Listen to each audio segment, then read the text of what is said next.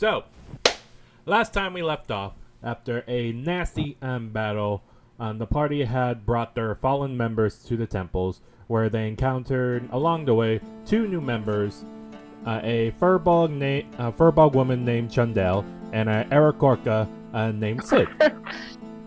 Aarakocra. Arakorka, the bird people.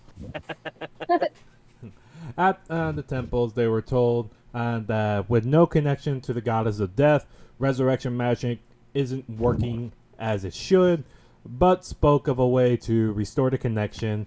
And at a quick encounter with Marie, a member of the Black Order, Abel and Laurie, not really trusting the Black Empress, reject her help and went back to the head priest. Father Imperium, who was helping them, informed the party that the only way to restore the connection is to have a physical piece of the matron herself, being one of her feathers. He spoke of one that is close by, currently at the temple of the Raven Queen. However, warned the group that since the followers went mad at the temple that they were at, to be cautious at the temple that was dedicated to the Raven Queen, because he has no idea what the party's going to find there. And the party ultimately agreed to help the city to get their friends back. And the party regrouped at the inn, where they headed to their room to find Grot, Lily, and Ryan, who were staying in their room. After explaining what is going on, they were suddenly visited by another member of the Black Order, a small kobold assassin-looking person, who says his hellos and gave warning of if they should meet again, hopefully it's on friendlier terms, and revealed Abel and Laurie possibly leaving the Order. Grot, with a different tone in his voice, left the group to head back to the Black Order, and the kobold gave a warning about how they might not be able to protect the kids. However, Abel, Laurie, and Akora, being on high alert, still stuck with the kids, still stuck with the kids staying with them, and which left the kobold with a grin, seemingly to disappear. Akora tried to connect with Valerian, but discovered there seemed to be some interference with the connection, deciphering bits and pieces of Valerian's words. And Akora removed all the other dragon items, leaving just his shield on him. With the connection more stable, Valerian explained that having all those items was like fighting other dragons to take the connection. They talked more about the fight and the fact that they need to go stronger, and they also talked about how they should converse with the dragon items to discuss with them about the situation, especially Igris, who talked about strange gods and Igris getting out. And the party then brought everyone to the room to regroup, the newer members being introduced to the children, with Lily clinging to Abel and Ryan welcoming the new members. And the party decided to rest up for the trip, letting the three exhausted members of the party rest for most of the day. During which Abel was brought into L'Oreal's domain, which looked to be amethyst library, showing large bookshelves seemingly containing nothing but a few books. L'Oreal welcomed Abel to her domain and explained that her knowledge is tied to the general knowledge of Abel at the moment, even showing a very detailed autobiography of Abel, and showed a small, seemingly chapter of what came before Abel. She explained a bit about the tomb she was imprisoned in, and about how the book worked. The two sworn to each other about protecting and helping the other, and discussed a bit about what's to come next, especially with the creator. And suddenly, with L'Oreal's eyes glowing, she alluded about how Abel might be a lot more older than he realized, but explains that she needs to process the information. And with another dragon wielder, Laurie, found herself in the Sea of Black Tar, noticing the Black Tar is a lot more constrictive than normal, and she also noticed her right hand seemed to have been bitten clean off. and she couldn't see that far in the black tar and thought she spotted something just out of sight a couple times, only to have suddenly her missing hand appear out of nowhere and clutch her throat and lift her out of the black tar, showing the insect-like hand that replaced her actual hand. And with that, she also caught sight of an outline of a humanoid figure being filled with many glowing yellow eyes. And then when it felt like her throat was gonna be crushed, she awoke seeing that the insect-like skin has grown a little bit up her hand towards her wrist, and she also feels claw marks on her throat. So, I just want to clarify something, because I was a little bit not 100% sure how we were doing this, because everyone took a long rest, especially the three that needed. Laurie, just so you're aware, since you still got resurrected, you still have a -3 to all ability scores and checks. Okay. Yeah, just so you're aware. So, with the long rest, it's about closer to... I'll say it's about closer to 2 a.m., like give or take.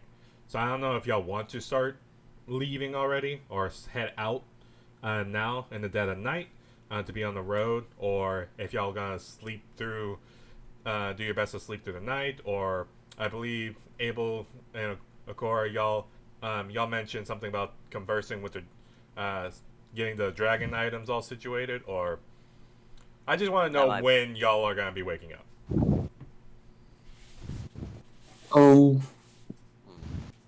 Yeah, I mean, yeah. It will be smart to actually get everything settled out.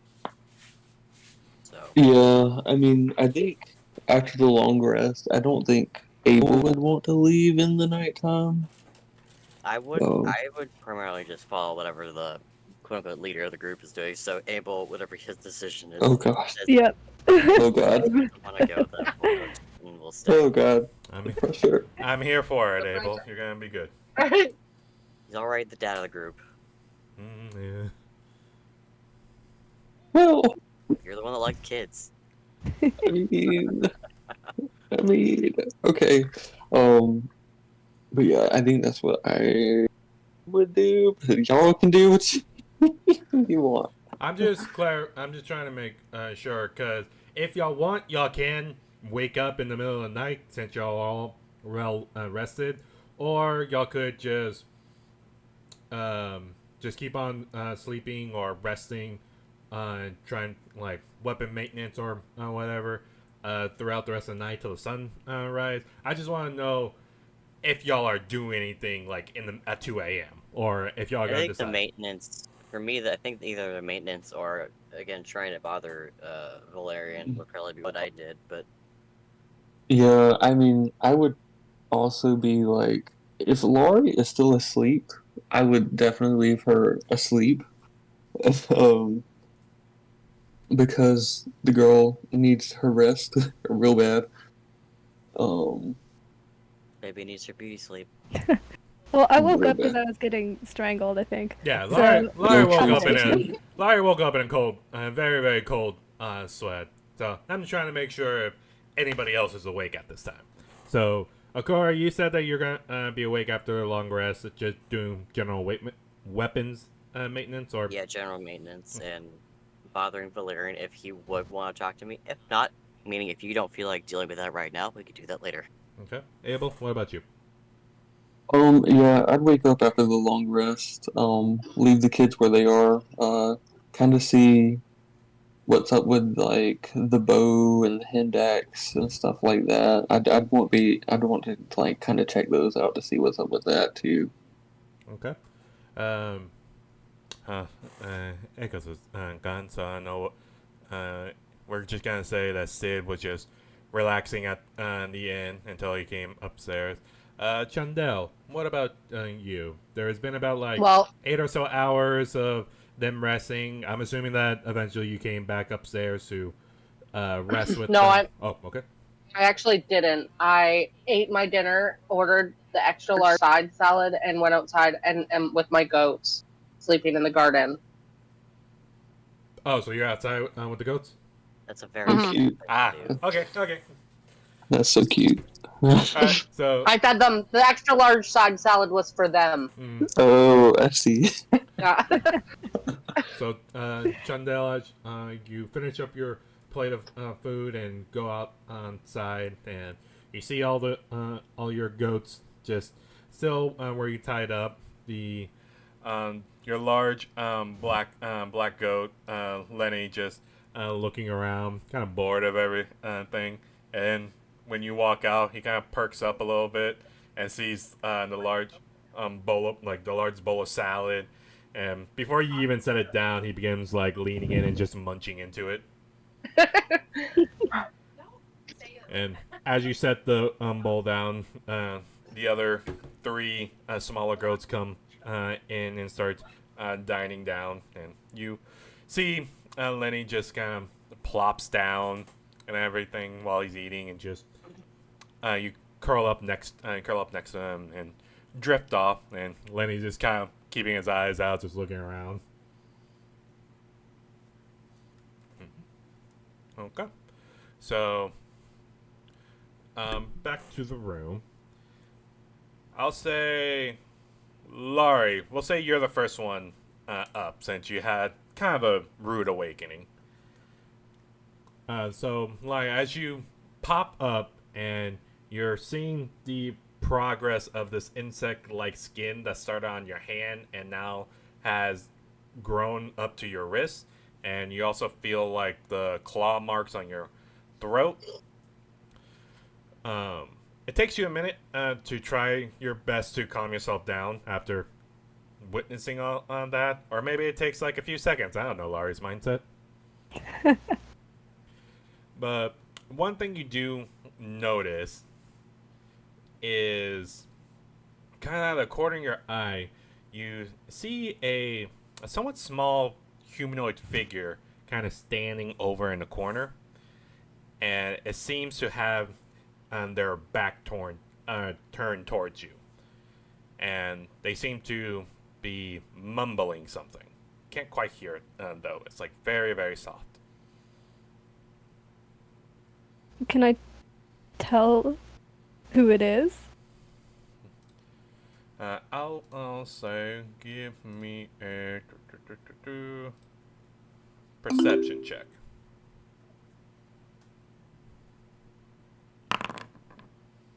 Okay.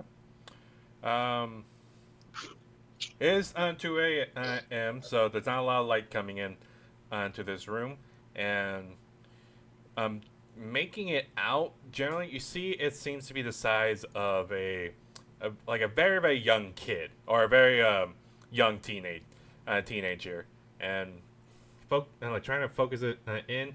You notice it's the back of Ryan, who seems to be in the corner, kind of a little bit besides Okora, but seems to be has his head down and just seems to be observing something, but also mumbling.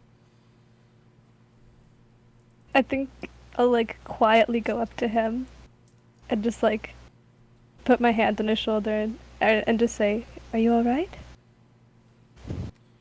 As you quietly go over to him and you put your hand on his shoulder, you see when you ask the question, he seems to just jump a little bit at your words, and you see him kind of look around, confused, and go like, "Huh? What? Huh?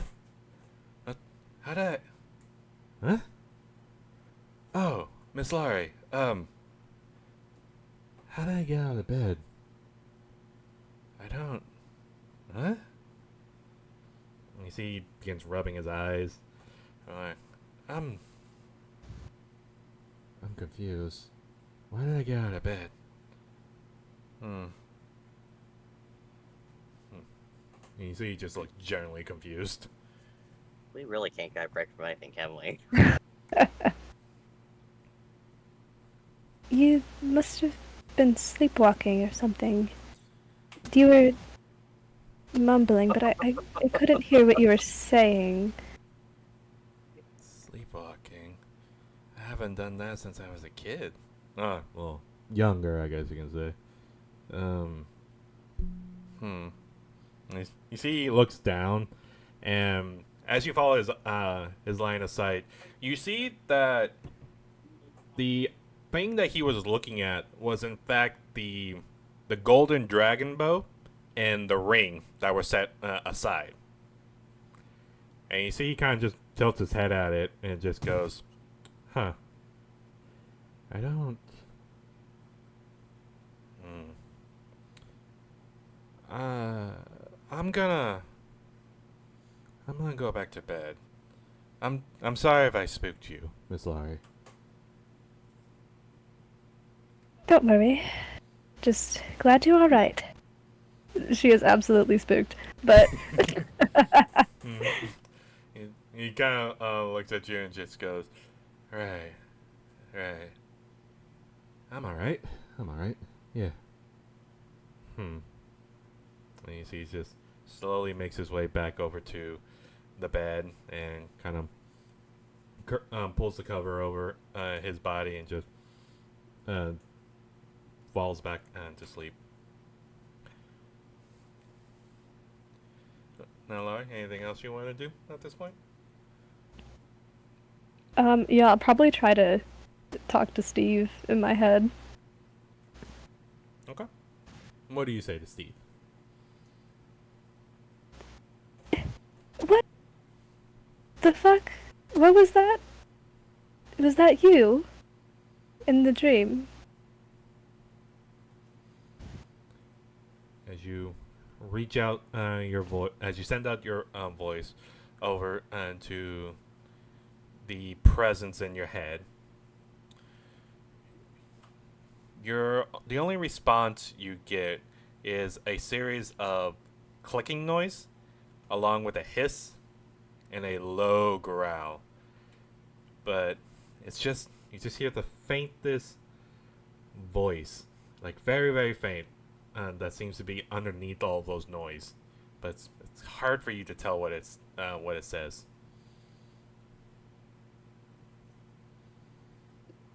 Alright, I suppose we will talk later.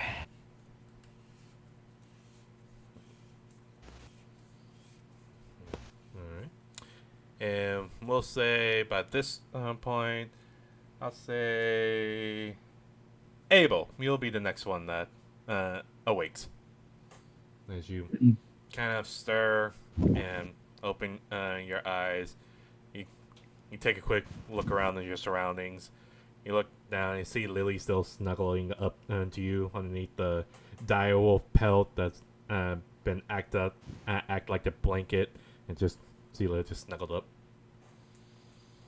Cute. Okay, but do I see Laurie awake and of course still asleep, right? For now, yeah. But you do. I will say you do catch Laurie awake. I don't know if she's heading back to bed or if she's just chilling out, trying to figure out what's going on. Yeah, probably just kind of sitting there, trying to figure out what's happening. I will kind of scoop Lily up in my arms, like holding her still as I get up, making sure she's still secure in the arms, in the old arms. Kind of quietly make my way towards Laurie, kind of head tilted, not really saying anything, but kind of giving her the expression of what's wrong. Um, just strange dreams. And, well, a lot of strange things. We can talk later. When the others are awake. I'll kind of nod at this, concerned look and all. Kind of move over there with Lily beside of her. Can I move Lily? No. No. And all that. But yeah, and I'll just kind of nod and Yeah, I'll start. In my head, I'll ask L'Oreal if I want, I'll start asking her some questions real fast. Mhm. Um, L'Oreal, to try and straighten these items out, how would I need to go with them to see if they are okay? You feel the familiar, the now starting to get familiar presence of L'Oreal entering your mind, and you hear her go, "We are not at the stage to talk to the items ourselves. We're not yet strong enough to make that connection. The only way is for we can try to talk to one of them, but you will have to place your you would have to hold one of them, and they will try to fight for the connection that we have. I see. Uh, Perhaps it is better for me to take off your crown and connect with one of them as well, or would Uh, that end up hurting you? the connection that we share, it won't really work like that. You'll be able to take me off, fine, but I will mainly come back on your head one way or another. And if you try to bond with another item while I'm not physically present, it can lead to a lot of side effects. I see. Um, well, I ask because I believe I owe Egress a visit to let him know what is happening. Um, but with his rage, I am fearful of embarking upon that uh, conversation at the moment. Would it be best if we could try Aladar first? Igris has always been a very temperamental individual. Speaking to Aladar would probably be the best bet. Let us try him then, since I would like to make sure he is well. Of course. But, Abel, there is something you should know. I am listening. That thing that you have with y'all, what is it? Ving, what are you referring to? You feel your head slowly starts to turn on its own, and you see your head turns and looks over to where Ryan is sleeping, and you hear L'Oreal's voice goes, "That thing. What is it?" A child, as far as I know. Ryan Roseray of House Roseray. That is all that I really know. A child stranded from his home, and we are going to return him. Hmm.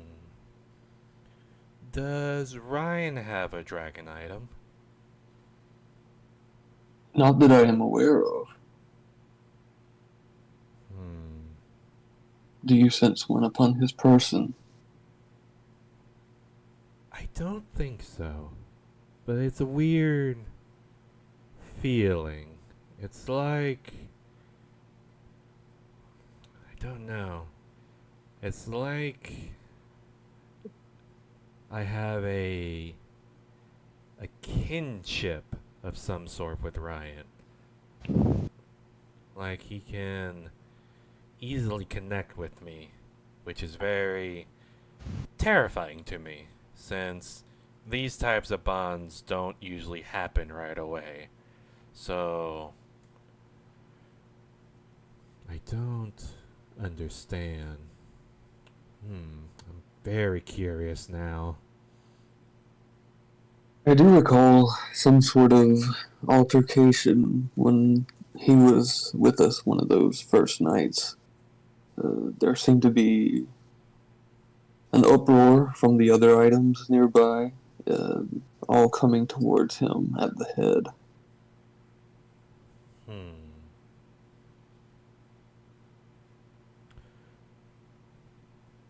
Should. Hmm. I'm curious what will happen if we do give him one of the items. Which would you prefer him wield? Hmm. I don't know what will happen with either one. If it goes with Egress, Egress's rage might consume the child and either fully take over the child or burn him from the inside out. Or if we give it to Aladar, Aladar has been in prison for quite some time, so I don't know if he'll be 100% in the mood for a wielder right away. But I don't know. It's this weird, I hate saying feeling I got, because I'd rather know something in facts. But it's this weird, like, gut feeling that I think Ryan can handle them. I I don't, see. I don't know though. Ilaria also picked up another item, and I am curious to see. Do you know anything about that one? I'm assuming you're referring to the Great Axe. Yes, I am. I am sorry to say, but that Great Axe has been badly damaged, and its spirit is very, very weak. Meaning it's close to death, where its spirit is gonna permanently be erased, I or see. or it's gonna be trapped in its domain for all of eternity. How would we remedy this? We would have to reforge him, but the only one that really knows that proper technique in order to save his spirit would be the creator. I see.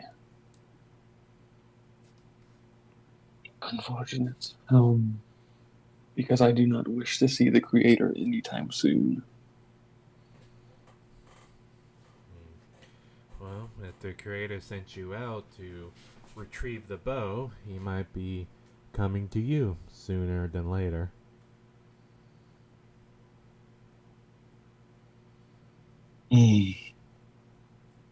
Thank you for the information, Mario. Did we begin trying to communicate with Aladar then? As you say, Abel. Kind of like felt over uh, and pick up the bow really quickly. Like, not even pick it up, but like just kind of like crouch down, I guess, and sit on the floor beside it, hand on it, because I am carrying Lily still. Okay. So as you sit down by the bow and the ring, still have the lily in your arm. You reach down with your free hand and place your hand on top of the bow, and right away you feel it does feel like another presence has entered your mind very quickly, and it feels like it's wrestling. The president is wrestling with L'Oreal, and you suddenly feel the present leaves, like it leaves your mind, and you hear L'Oreal come in on your head and goes, "That's odd. He didn't stay. Something's wrong." Mm, what do you mean? the present should still, Aladar should still be here. He went somewhere else. Abel, You telling me he is with the child?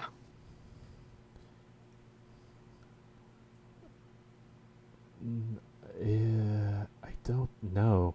The president is still with us though. Like I can still feel him near, like he's right next to us, almost right on top of us though. He must be Willie. As you look down and look at Lily, you do see that her grip on you becomes tighter, and you can immediately feel a presence, like kind of like an aura oozing off of Lily, and you see Lily like slowly turns her head up and her opens her eyes, and you see two draconic like golden colored eyes just looking directly up at you.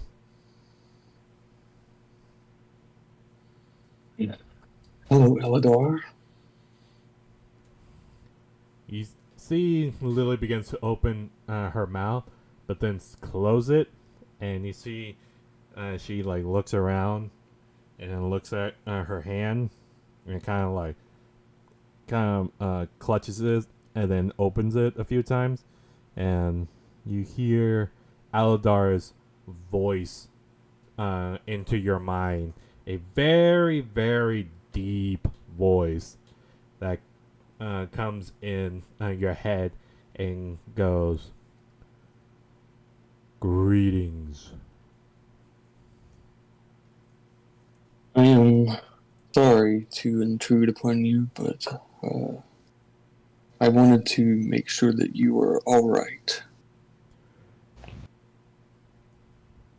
Your group has freed me from the clutches of that horrible warden.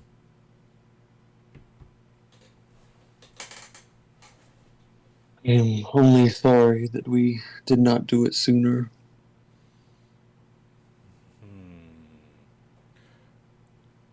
Are you or this child to be my new wielder? I suppose that is up to you. But I would prefer you keep the small one out of it.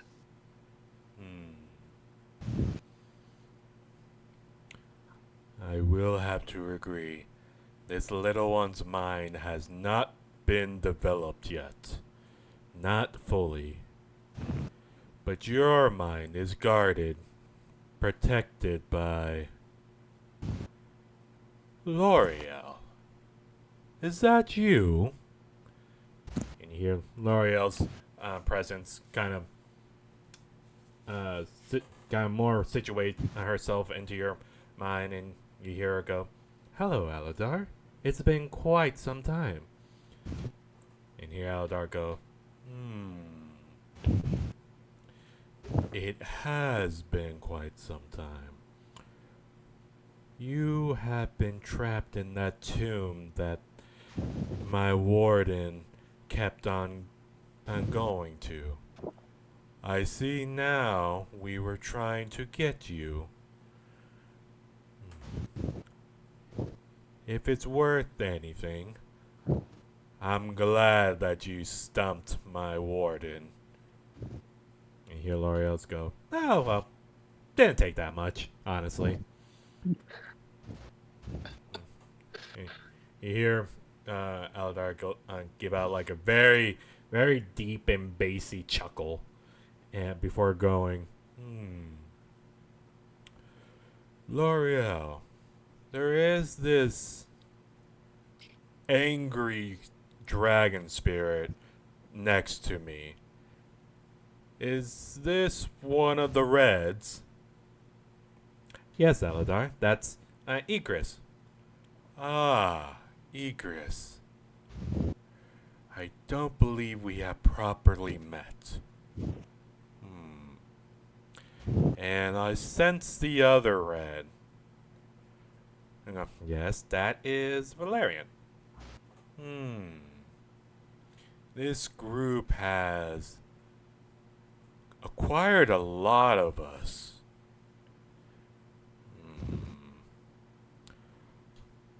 Dragonborn,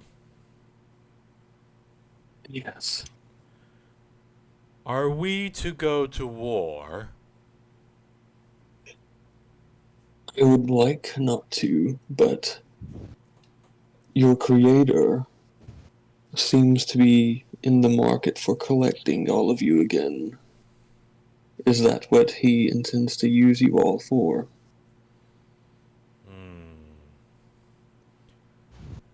The creator is a brilliant man.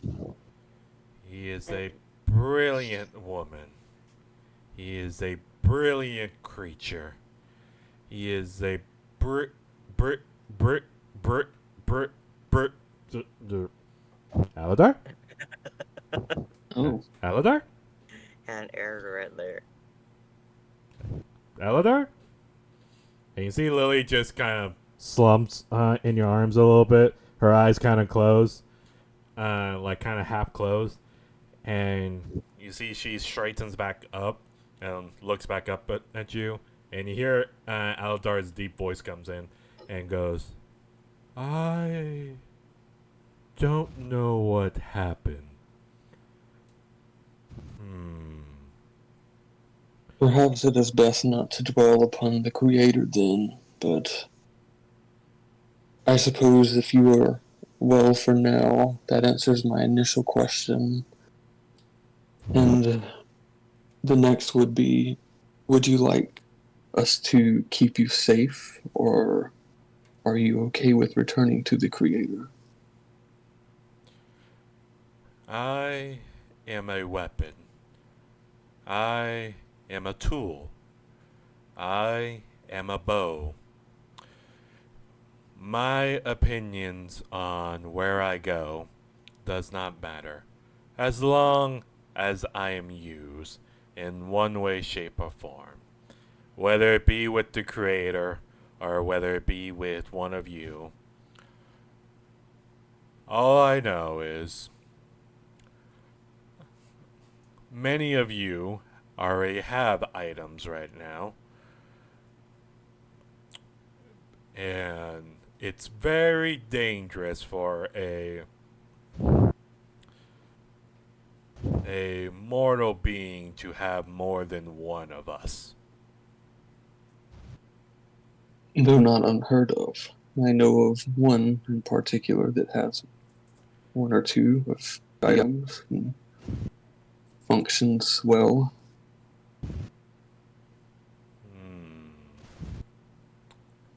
That is very disturbing. And very troubling. Not many mortals can hold more than one of us. The three souls would be fighting each other for control. And eventually the three souls will fracture each other, doing unknown but guaranteed horrible damage to each other.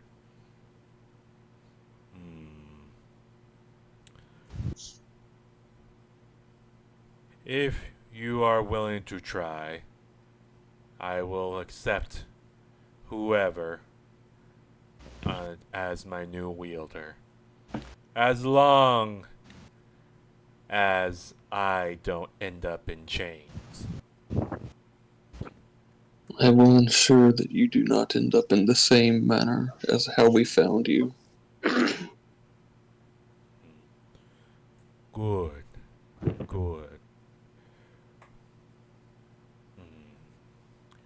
L'Oreal, there is another presence here, but I don't like it. It reminds me of As then suddenly you hear Aldar's thoughts get cut off, and then you hear a a very kind of soft voice come in, and you hear, "Daddy Abel, I'm hungry."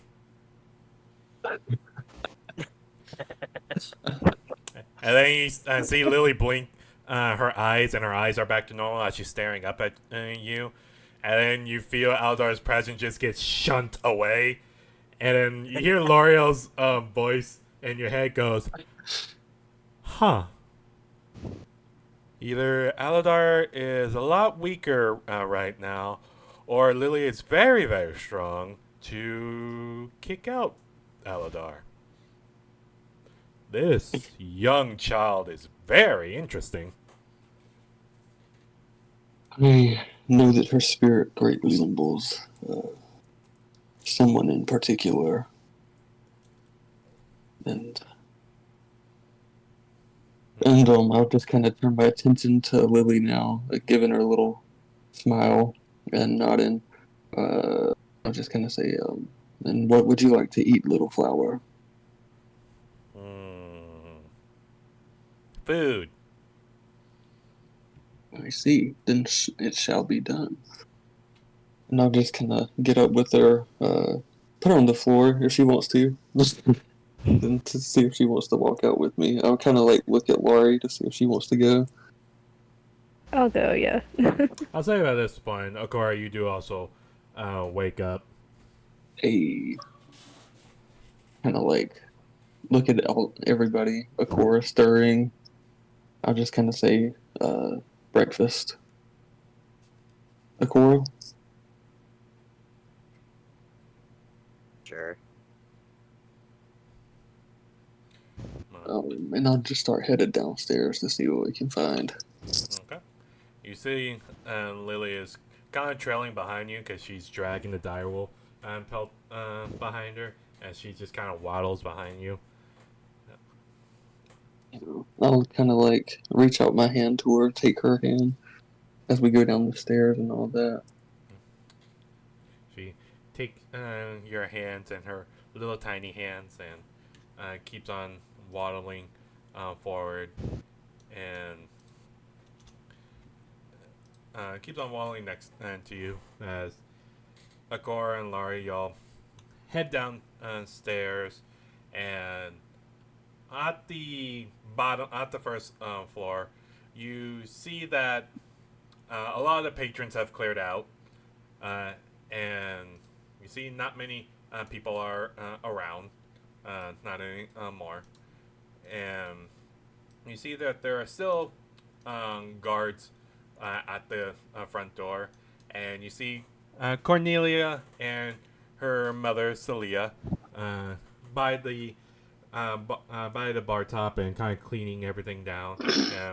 When y'all come downstairs, you see Cornelia looks over and goes, "Oh, morning. Y'all are Up very, very late.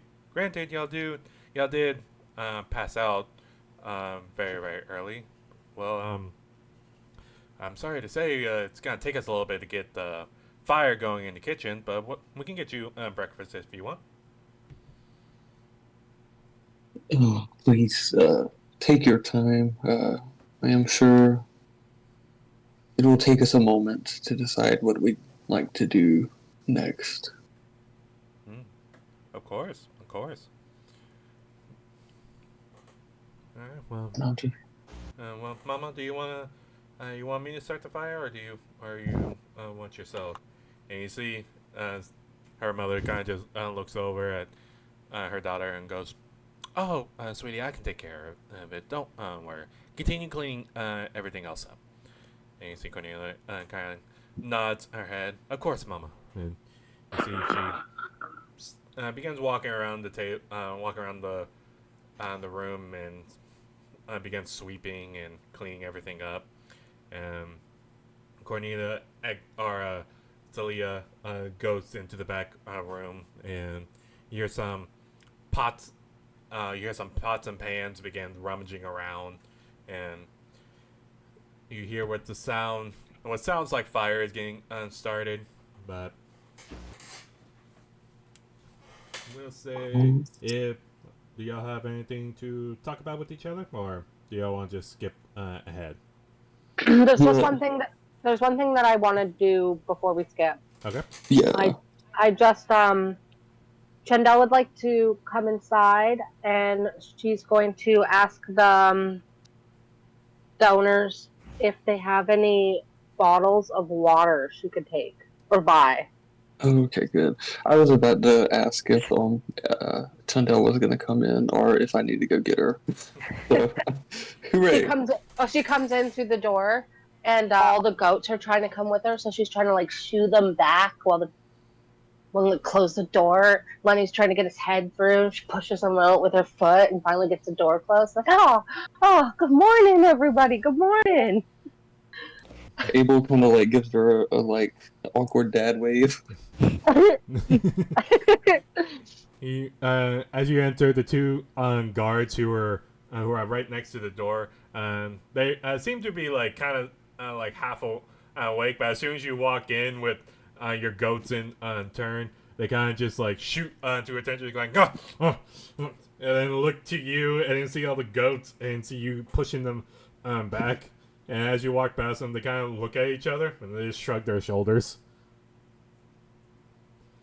And you see Cornelia looks at you and goes, "Oh, yeah, we can get a pail of water for you." No, I was wondering if you had any physical containers, like specifically 4 small jars with lids that I can put in my sack here. Miss, you know that if you want us to help provide for your goats, you can just ask. Uh, it's not for the goats, but actually, now that you mention it, a 5th bottle would be great. Oh, sure, I can see what we have. Thank you. Give me a moment. And you see Cornelia kind of lightly jogs over to the countertop and begins rummaging through again. We'll put you over there, and then the car will put you right there. Oop. Yeah, right there. Just so everyone's on the same page. Thank you. Hey. Alright. So, as the group sits down and get ready to eat, and Celia is just starting the fire in the kitchen, and Cornelia is rummaging around finding some containers. Anything y'all want to talk about? Oh, Mr. Abel, sir, I had an epiphany last night. An epiphany. You know how we were talking about the travel? We're traveling to the temple to get the item. I'm whispering that part. And you were wondering about if I have any way to help. I can totally do that. I have my goat. Someone can ride him. But did you two find your horses? And Yes. I ask Akora and Laurie. Oh, excellent. Well, I have my goat. Then the little ladies there, the children, I think, are able to ride the little goats. And then Sid can probably ride Lenny here, and then I can become a goat too, or an elk, whatever you prefer, Mr. Abel. Please, it is just evil. But that sounds wonderful, Chundel. Quite the epiphany. Excellent. And you turn into goats. Well, I could. No, actually, I don't think I could. Actually, I can't do a goat, but I could do an elk, or a bear, or a cat. But I don't think you could ride a cat. Well, whatever is most comfortable for you guys. I could also do a spider, but you also can't ride a spider. And Chundra, just so we're clear, it's a regular sized spider. Elk it is. Oh god. We already love Chundale. Oh god. I'm having a hard time keeping character. Kind of looking to Akora and Laurie for like help, like desperate eyes, like nodding along as she says all this. Like, Hey, boss. I have no saddle though, so unfortunately, it has to be bareback.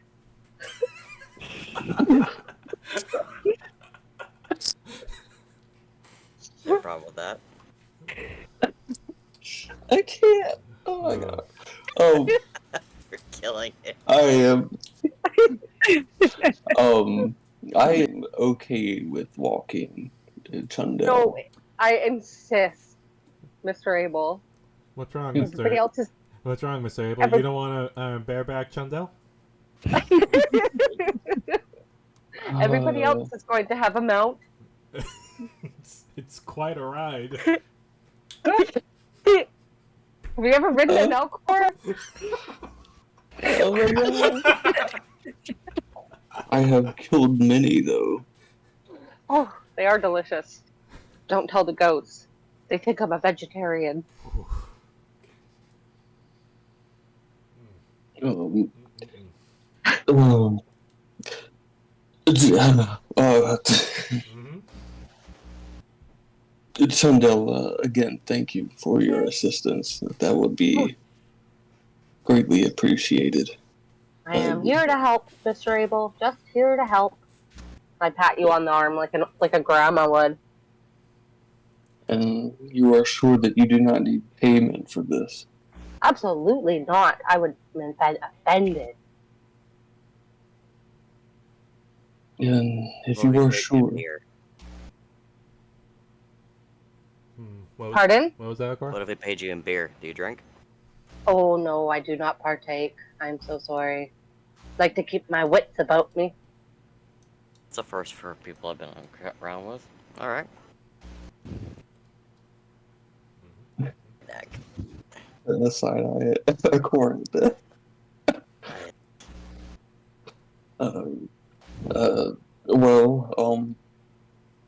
Zalaria, when we are not in such quarters where there are others around, I would like to talk to you about Steve.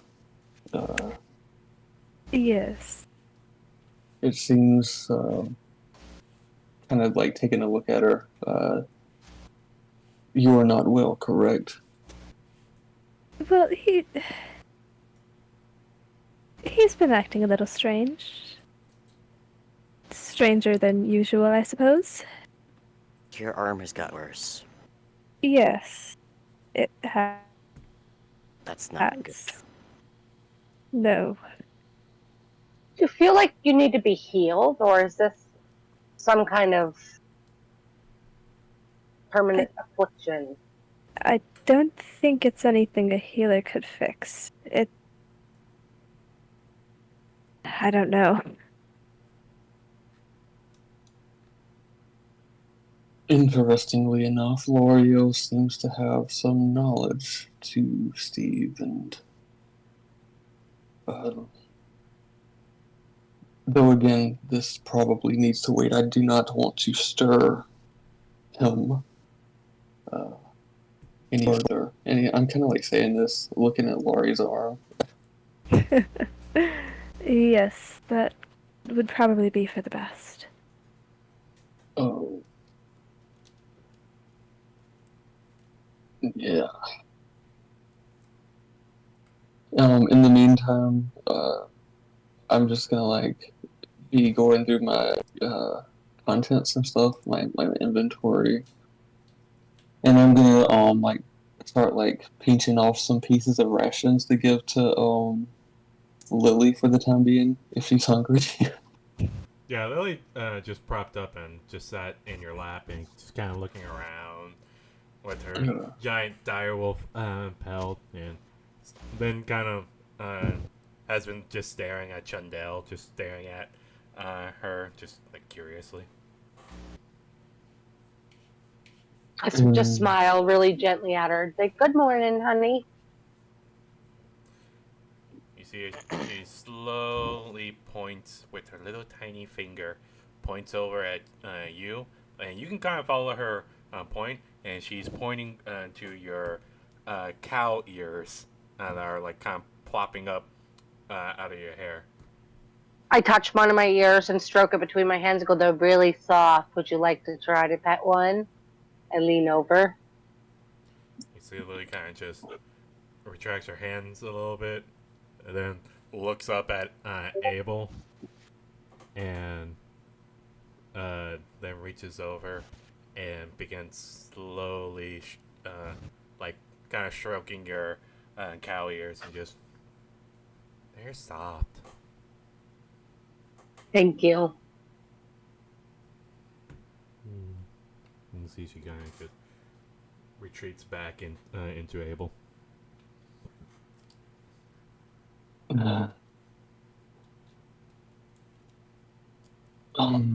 Well, the other issue is I was able to reach out to Aladar. Oh, were you? Well, that's at least someone was able to.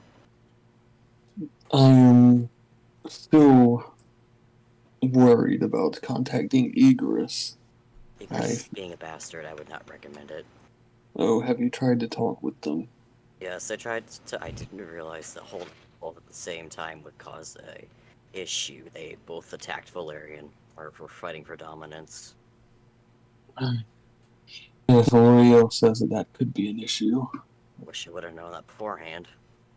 I am sorry, or I would have told you. It's not your fault. I got impatient. Well, if that's the case, I definitely don't think I should even touch either of them. I would not suggest it, especially because Steve is. He can be a bit territorial. He's scary. He's not that bad. Who are you talking about? Tundell, I was just about to say the nature of these things is that there are certain items that we have come across on our journeys that have dragon spirits within them. Wow. That's amazing. Yes, it is, but there are many complications. So not things I would wish to talk about out here. God, what the fuck just blew me up? Sorry, I played something and something blew me up. Are your dragon buddies, are they friendly? I would say no. Some more than others. Mine Interesting. certainly would not be friendly with you. I would love to get to know them. I do love creatures. Well, I do indeed. how do you would be with managing with severe anger problems? Pardon, can you repeat yourself? Oh yeah. Egress is How- one who is prone to How do you? Yes. How do you think you could handle one with severe anger issues? I don't have a very calming presence, but I am a no-nonsense kind of woman. I want to subject her to Egress. Fuck. Well, maybe he just needs a friend. This is the same dragon that lost his wielder. Oh, Only- he's terribly. He's in mourning. And have Yeah. any of you spoken with him? Attacked me. Attacked you? They were fighting for Oh. dominance in a sense, but he's still very aggressive. I see. Well, So I could try. it is up to you. I am worried about him, though. As am I. I would be more than willing to try and maybe communicate your plan to potentially. It is the little one that we're going to the temple for to get that item. correct? I Yeah. gathered that information correctly. Yes, Maze. Maze is her name. Maze That and Minta. has any? Yeah, I think maybe it might appease his anger slightly to have someone, communicate that there isn't no hope left. That is what I am hoping. Though, again, it is something you would have to be sure of, since I could not subject you to such ire without you being open to it yourself. Oh, my mind is an open book. I have a question, Sam. Hmm? Can I cast Speech of Beast and Leaf on the ring to communicate with Egress instead of like putting the ring on or holding it? The spell just says you can communicate with. Oh, never mind. That wouldn't work because I can't understand what he says back. Mm-hmm. Never mind. Ignore me. Well, it was a good idea.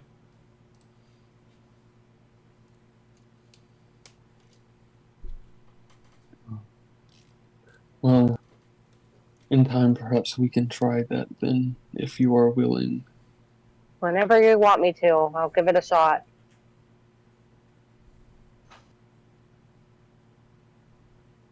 It's at this point that Cornelia does come by and sets down four small, like four kind of small base-like containers in front of Chandel, and you see her look over at you, and Chandel goes, "Would these work?" They have lids? Yes. Perfect. Absolutely. This is wonderful. Thank you. How much do I owe you? Oh, these are just only like 5 copper. You're just essentially paying for the bases. Perfect. I give her a gold piece. You see Cornelia just takes it and looks at you and just, I'll go get your change. And you see she kind of just runs off and brings back your change, which would be a conversion I don't have off the top of my head. Yeah. What? It won't let me input. What is going on here? Oh, that's too many. 100 copper pieces. Okay. Excuse me, 95 copper pieces. Excuse me. Okay.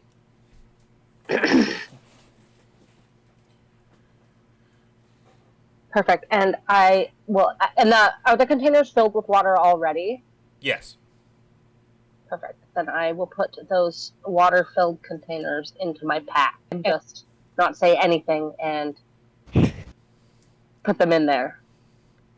You see Cornelia just kind of looks at you and just kind of shrugs her shoulder and looks at the rest of y'all and goes, "Okay, well, my mother should have the fire going by now, so what can I get y'all?" I'll kind of like nudge Lily a little to get her attention. Little flower, what would you like to eat? Lily kind of just looks up and looks at Cornelia, and you hear her just go, "Food." Abel gives Cornelia a kind of like shrug, like, I am not familiar with what children eat, unfortunately. You see Cornelia kind of just lets out a giggle and looks at you, Abel, and just goes, "Oh, don't worry. I can get her something. What would you like?" Something light, vegetables or a salad, perhaps. Okay, no worries. I can get that settled. And you? And she turned her attention to Laurie. Anything, honestly. Whatever you recommend. Okay, duly noted. I have to ask my mom if we have some ingredients in particular, but I'll double check. And you? And turns her attention to Akora. Something with meat. Very well, I'll get that squared away. And what about you, miss? And looks at you finally, Chundel. Ooh, what's the breakfast special today? Well, it's funny you should ask it. That's why I was going to give her. I believe if we have the ingredients, the breakfast special will be this some pancakes with eggs. Oh, beautiful. Can I have 5 orders of pancake eggs, please? You see, she kind of just looks at you and goes, "Okay, we can do that." Excellent. Lily, Eggs. I bet Lily likes pancakes too. You see, Lily kind of just looks around, looks at Chundel, then looks at Abel and goes, "What is pancakes?" Pancakes are delicious, delicious breakfast bread, honey. Oh. Perhaps we should try them then. You see, Lily nods her head. Pancakes. And another breakfast special for the two for Ryan up in the room. Sigurd nods her head and goes, "Okay, then I will be right back." And you see she takes back off and goes into the back room and begins telling her mother about the order. So we got a couple more minutes. I'm going to quietly lean over towards whoever's sitting next to me and just go, "Do you think that the one we fought was a fake of her? Because this one seems far too genuine to be that one." Must have been. But it's very strange to me. I suppose we should just refrain from bringing it up to her. Yes, that might be best. She doesn't seem to betray any ounce of remembering things, so maybe it is. God, I hope it wasn't her. Her and her mom deserve the best. Yeah.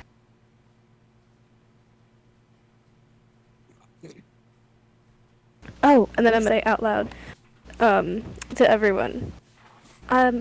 Something else strange happened last night with Ryan. What happened?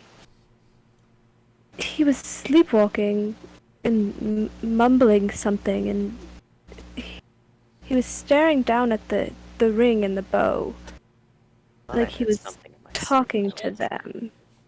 Odd. I fear something may be up with him as well.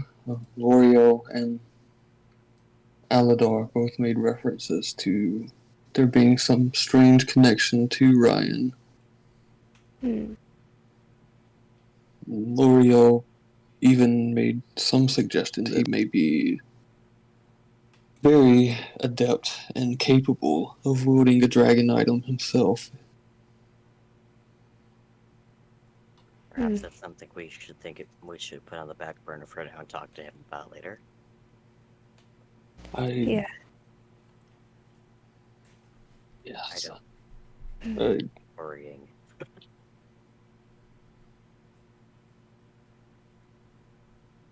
What are you saying, Abel? I'm like kind of covering Lily's ears. In fact, Aladar spoke through this little one here. Huh. I did not know that that would happen should I be holding her and trying to commune with the bow. But An interesting development. it is. Though I believe Aladar is in agreement that he should leave the child alone. Never put something this strong on a child. Lily's too innocent. I'm pretty sure you know who would be very upset with us if we did anything like that. I would also be upset should something ill become this child. As her father, that is what you should be. Father, you think I am her father? She called you Papa.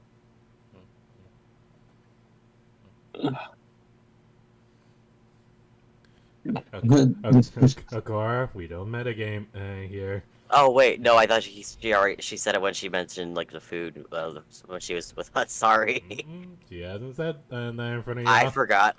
I forgot. Sorry. Nah, you're good. You're good. Just making sure we're all on the same page. Yeah, I thought I heard it at a different time. That's my bad. I'm Yeah. still teasing him about being her dad, though. Yeah, we'll just rephrase and put you act like her. You papa. act like her dad. I act as any protector would. You act a little bit more like a dad than a normal one would. But If you were this small, I would give you the same care, Akora. I would- Oh, the sweetest. You're just the sweetest little. Akora, you were kind of breaking up. Can you say that again? I immediately forgot what I was saying. Well, happens. Sorry, Akora. I suffered some really bad heat exhaustion the other day, so I'm kind of fried still. Akora immediately wishes he was as little as Lily so Abel would snuggle him. My what? Akora immediately wishes he was as little as Lily so Abel would snuggle him. We all just want to snuggle up to Abel. Let's all be real. Yeah. Cora wanted him to snuggle with him. Oh. Well, that ship has sailed. Well, I mean, Wow, Sam. Too soon. he still could. She's at the temple. Yeah. I haven't.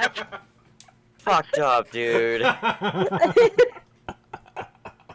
It's not too late. You're so mean. Oh, that's a good turn. Akora. Oh my god. I deserve that for making fun of you for. I'm not meaning it mean at all, though. I'm just saying. Spice is real. That's what makes it worse. Yes, I will do what I can to keep the children safe, and if that makes me a father in your eyes, then I suppose I can try to rise to the occasion. If I told him to have a good day, they'd be like, yeah, thanks. Okay, I guess Alright. I'll just have a whole day. Thank you. It is at this point that Cornelia does come back with some fresh pancakes, freshly made with the side of eggs, handing one plate over to you, Laurie, one plate over to you, Abel, a kind of smaller plate for Lily, and 5 separate plates in front of Jundel.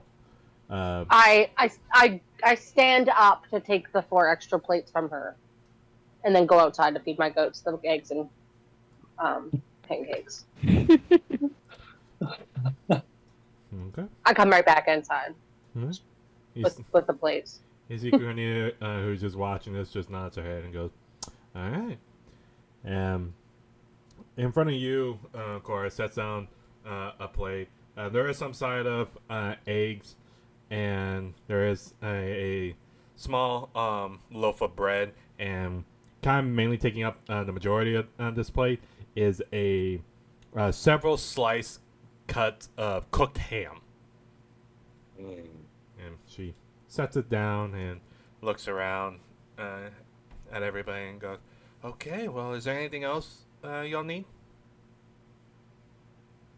No. Thank you, Just thank the you. bill, hun. Just the bill. See, Cornelia kind of twitches a little bit at that word and just puts on a smile and just goes, "Of course. That, everything all together, I don't know if Yeah, y'all can..." everything together. Okay. Everything together, and that would be about 15 silver. I'll pay her in a gold or 2. She takes the gold and nods her head towards you and goes, "I will be right back." You can keep it. She kind of stops as when you say that and just nods her head towards you before continuing on. Do you think she didn't like when I called her hun? She acted strange. Some people are sore for that. I imagine she hears it all the time here working at the bar from. Oh, do you think I did something wrong? Well, Oh no. at least you were not a drunkard. I would say. Ollie, did you put anything on that? It's a weird thing to say. Cheese in it. There doesn't look like there's any cheese in that. That's just like. Okay. Cheese is my boyfriend, sorry. I immediately forgot what I was going to say. We were talking about people. I'll still make a bar. big deal about it if she comes back. When she comes back. Okay. I just eat my eggs. I make sure Lily's eating her eggs too. These are good protein, you know. You gotta eat them to get big and strong. Leia is already just like devouring the food and everything, devouring the small circles of pancakes and the little bit of eggs, and just devouring everything in sight.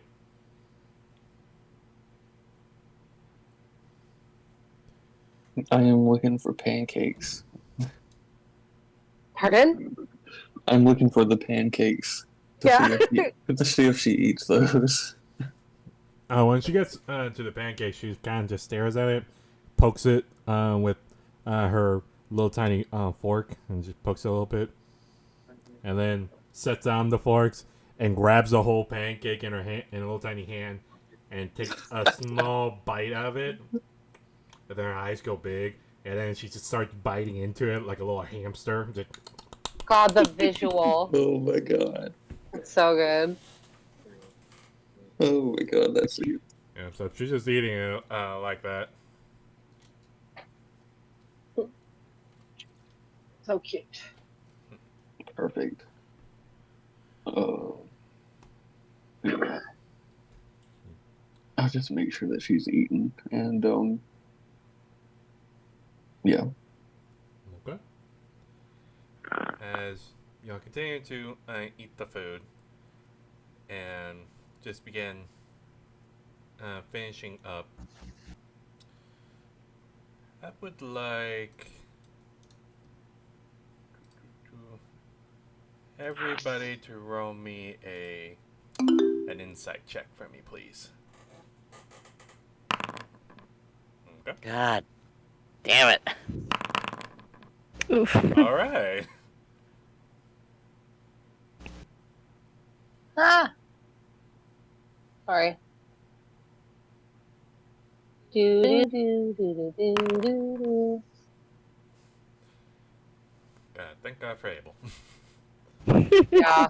Thank God for Abel. Daddy Abel. Oh my god. Alright. So, it wouldn't make sense that Abel notices this.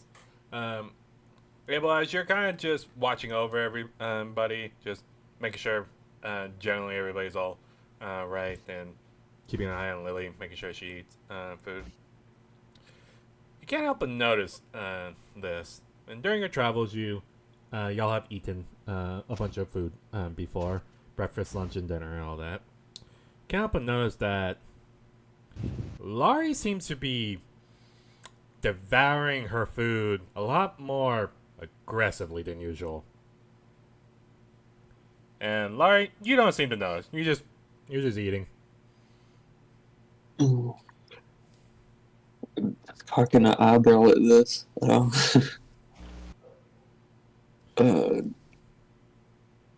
Laurie, are you okay? I'm fine.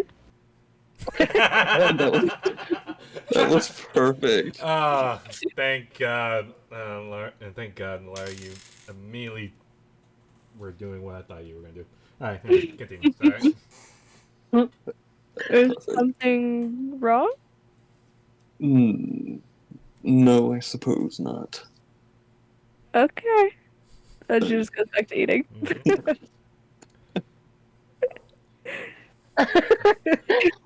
And In no Um, time flat, y'all continue. Y'all finish off everything on y'all's plate. And Cornelia comes back and begins taking y'all's plate and stacking them, and begins heading back.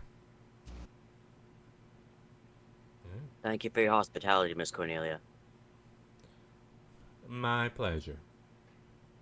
Keeps on walking. I'll pick up the food and just kind of like look at everybody. I I suppose Ryan may be hungry. I will go and deliver this to him.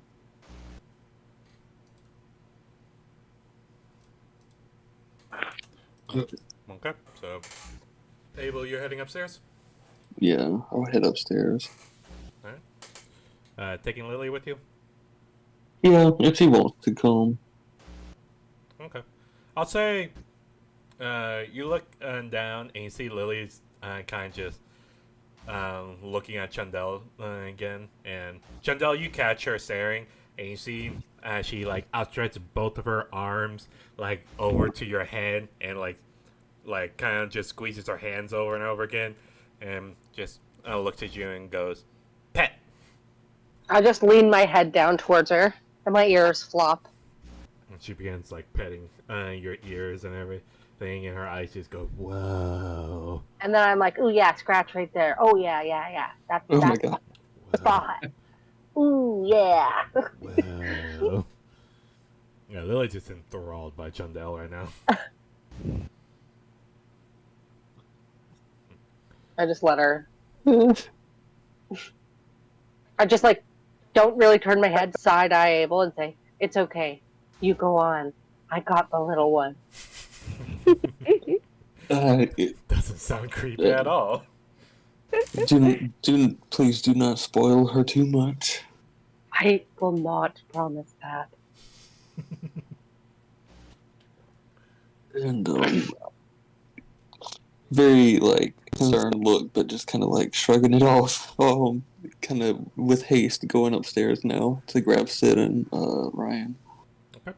So, as you walk up and head over to the room, and I'll say, before you even open the door, you can hear some voices, like some mumbling on the other side of the door.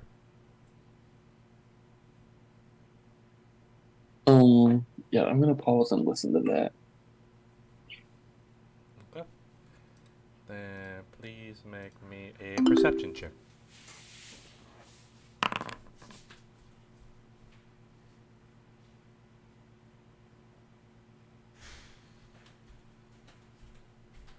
All right. So as you come Leaned in closer to the door and began focusing on the voices and the mumbled. It sounds like two different voices are talking back and forth. You hear one voice go,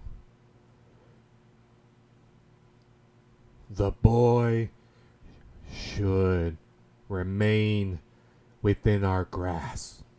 And you hear another voice, a familiar voice, very deep, go, "We should not abuse this. This is new." And you hear the other voice go, "Regardless, we need to keep him away from the creator." And you hear the same familiar voice go, "I agree. And I think L'Oreal will do too."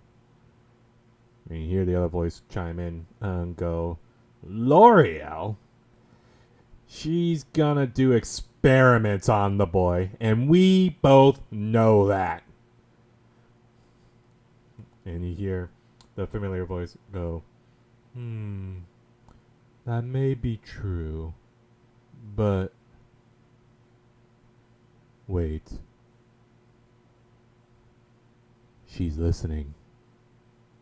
And then goes silence.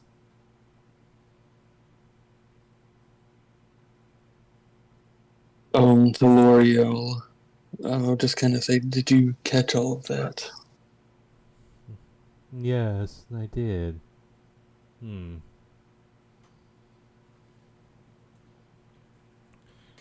They shouldn't be able to speak without a host.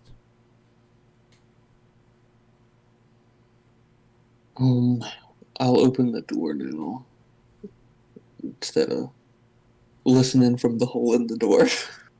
Okay. So you open the door, and the room seems normal. You see Ryan kind of curled up in a blanket and in the corner of the room, and it's kind of just remaining motionless. And you look over. Both the items are gone. Oh, fun. What about Sid? Sid is slowly stirring, like he's slowly coming around. Okay. I'm gonna go over to Ryan and search him and see if anything is up with him. Okay. As you. Kind of trying to be as quiet as I can about it. Okay. If you're gonna be searching him and trying to stealth your way through it, make me a sleight of hands check. Okay.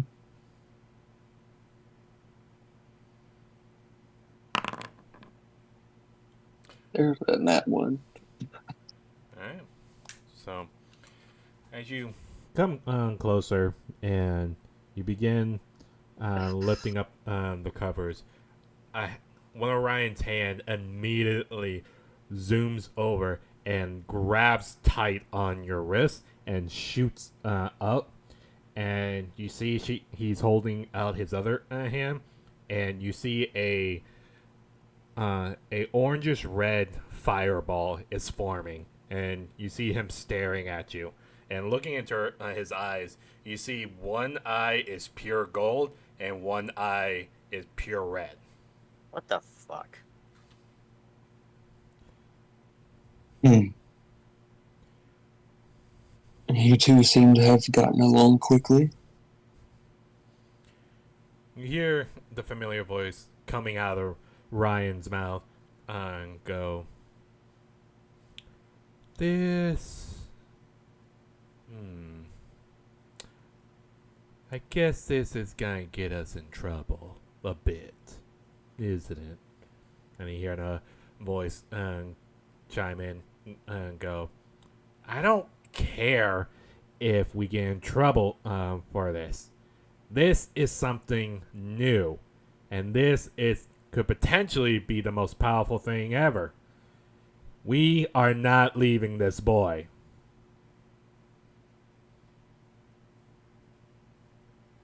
Both of you in agreement to this.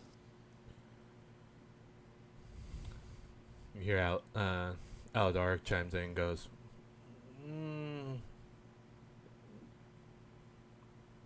more or less. And you hear Ikris chime in, and still looking directly at you, and goes,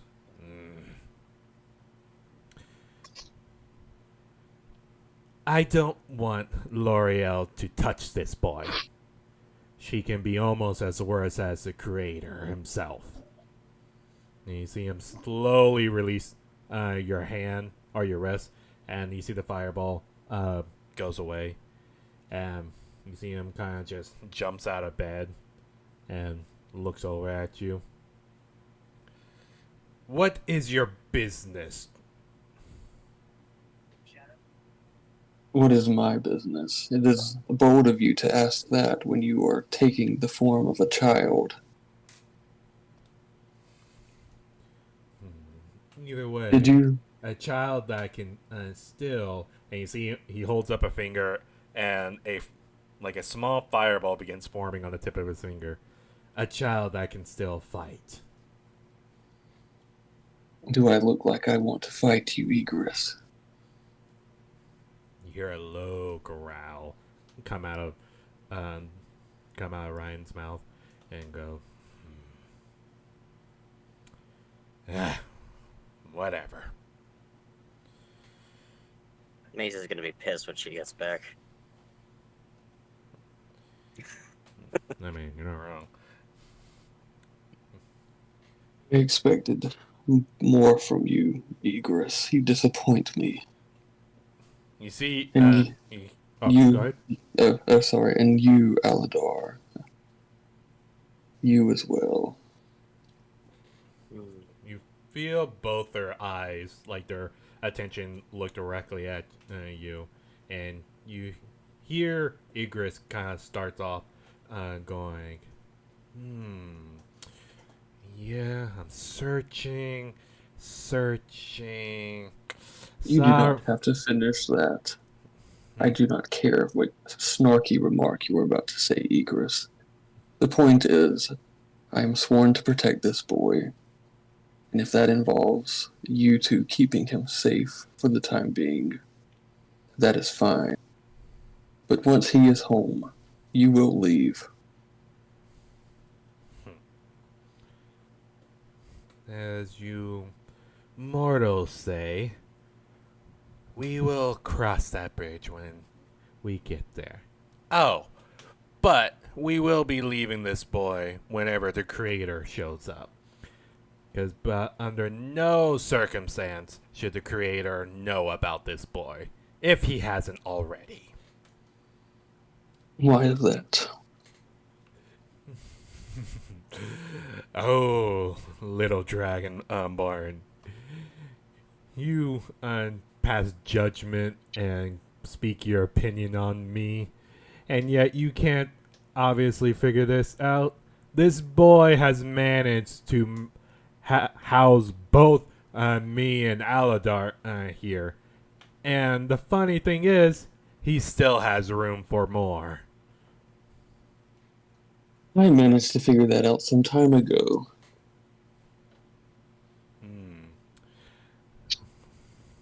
Well, little dragon born. Then I hope you understand why we don't want the creator to know about this.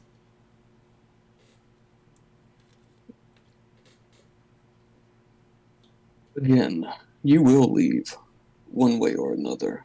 And if I have to involve the creator to keep this boy safe, then I will do it. But in the meantime, you will cause no harm. Involving the creator will involve this boy's death. You can even ask L'Oreal if I'm lying, because I know she loves to be right about everything.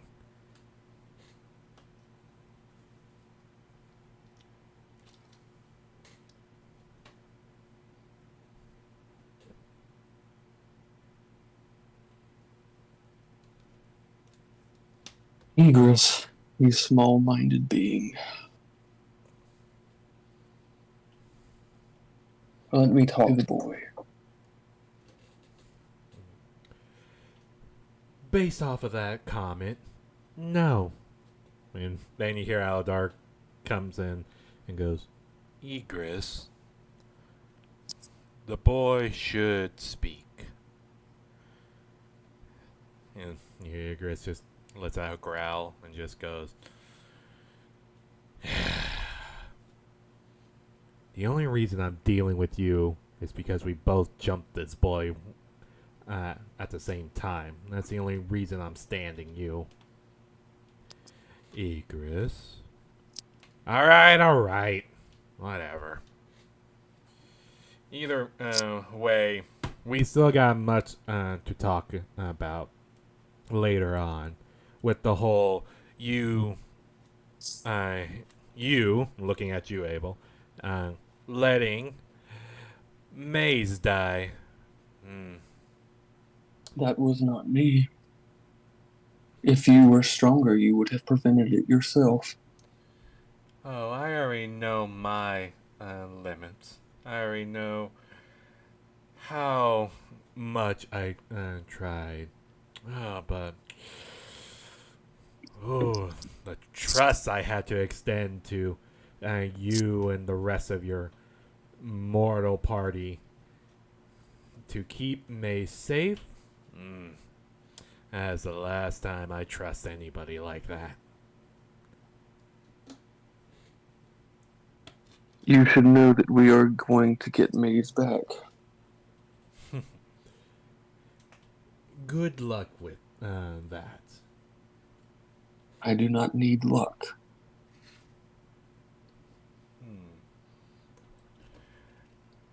No, I mean seriously. You're gonna need luck. Do you fully know what maze is? That is for Maze to tell me once they are back with us. Hmm. We'll see then. We will, and I will prove you wrong yet again. Hmm. We shall see.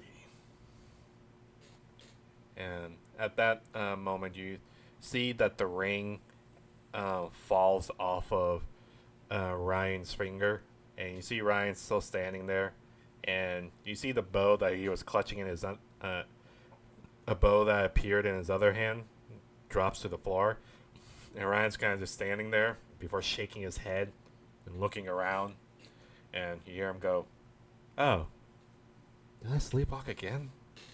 The fuck? What's going on? Oh, uh, Abel, hi. What's going on?" Brian, are you well? I'm a little freaked out on why I'm sleepwalking again. Perhaps you smelt the food coming down the hallway. And I will kind of like motion to the food in my hand. Oh, food. Oh, I'll eat. And you see he gets on the back on the bed and like takes the plate from you and begins eating. And you see him just eating it, like scarfing it down, and then you see him pause a little bit and just kind of looks at the food and begins like kind of smacking his lips and a little bit and just goes, "Huh? You know what sounds good right now? Some very, very roasted meat. That does sound good. Do you think they sell them here?" I'm sure they do. Don't know why, but I'm just craving it for some reason. I could ponder a guess, but a craving is a craving, and a safe one. Shall we see if they have what you desire? Of course. Let's go. See him hop out of bed with the plate.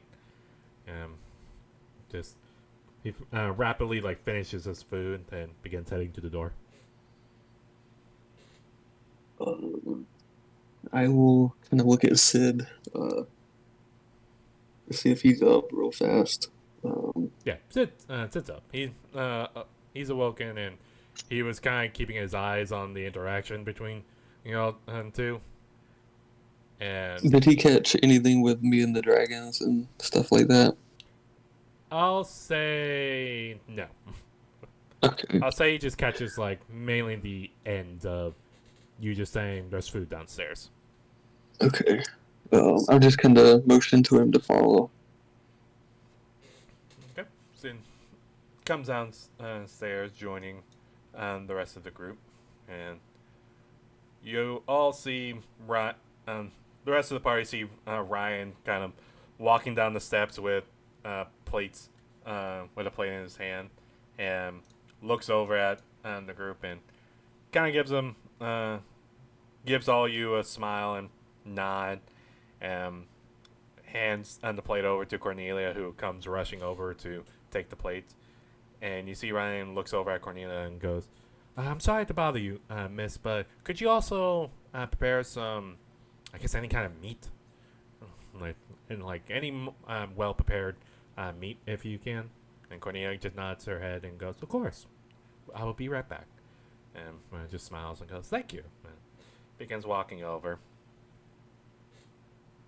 along with Sid and Abel, who come down the stairs. I will kind of take a moment before going down the stairs. Deep breaths. Stilling myself. And then I'll join the others. Say the first part again. Oh, I'm just at the top of the stairs before I come down. I'm taking a few moments to still myself before joining the others. Ah, okay. Okay. So the whole party is down stairs now. And Sid takes his seat and orders a plate of food as well, and just listens quietly to the group. Anything else y'all want to discuss, or do you want to skip ahead a little bit? I'm good with skipping ahead, I think. Yeah, we can skip ahead a bit. Yeah. Yep. Okay. The next question is, Where do y'all want to skip ahead to? Because roughly all that took maybe 30 minutes. Damn. Are we ready to leave soon? What's the time, Sam? About 2:30. 2:30 in the In morning. the morning. 2:30 in the morning. Yeah, y'all passed out like late afternoon. So Okay. 2:30 in the morning right now. Okay. Is Ryan still eating? We said we'll skip ahead. To, Oh, that's right. You're right. My bad. Okay. Yeah, I just wanted to know if y'all want to skip ahead to when dawn breaks, or if y'all want to skip ahead to like later, and if so, just make sure I understand what y'all doing. If y'all just chilling here, or if y'all gonna go explore the town late at night, or whatever it is y'all want to do. I feel like I guess, dawn's a good time to leave. Yeah. I guess the group Abel will kind of say, I suppose we could either leave now, while hopefully the ruckus outside is calm, or wait until later in the morning when there's daylight. Darkness brings beasts and foes, but so too may the morning. I am fine with either. We must be careful either way.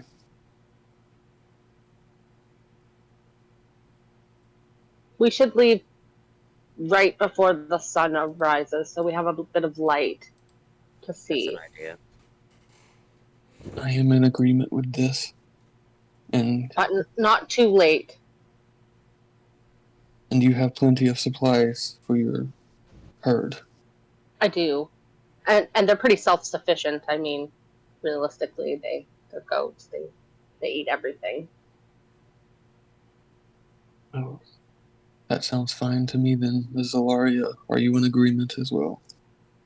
Sounds good to me. I as well. Okay. I guess that's the plan, Sam. All right. So we'll skip ahead a few more hours, and as y'all rest and discuss how the trip is going to go, and y'all did ask, and it's about a 2-day trip to Jarnama. But if you want to make a detour to the Raven Temple, it'll be a. If you're going straight to the temple, then to Jarnama, it will be like an extra day. Okay. So, Okay. where would y'all like to head? To the Raven Queen's Temple, or to Jarnama to convene there for the moment? I mean, my vote is the Raven Temple. Yeah, Raven Temple will be good. Yeah. Mm-hmm. Okay. Then, as the dawn approaches and the group begins packing up, I would like to ask how everybody is, I guess you can say, getting along, like ride-wise, because you have two horses for Akora and Lari. You have one large goat. To I thought go ahead. I thought Sid could ride the large goat, and I insist on Abel riding me as an elk. Oh my god.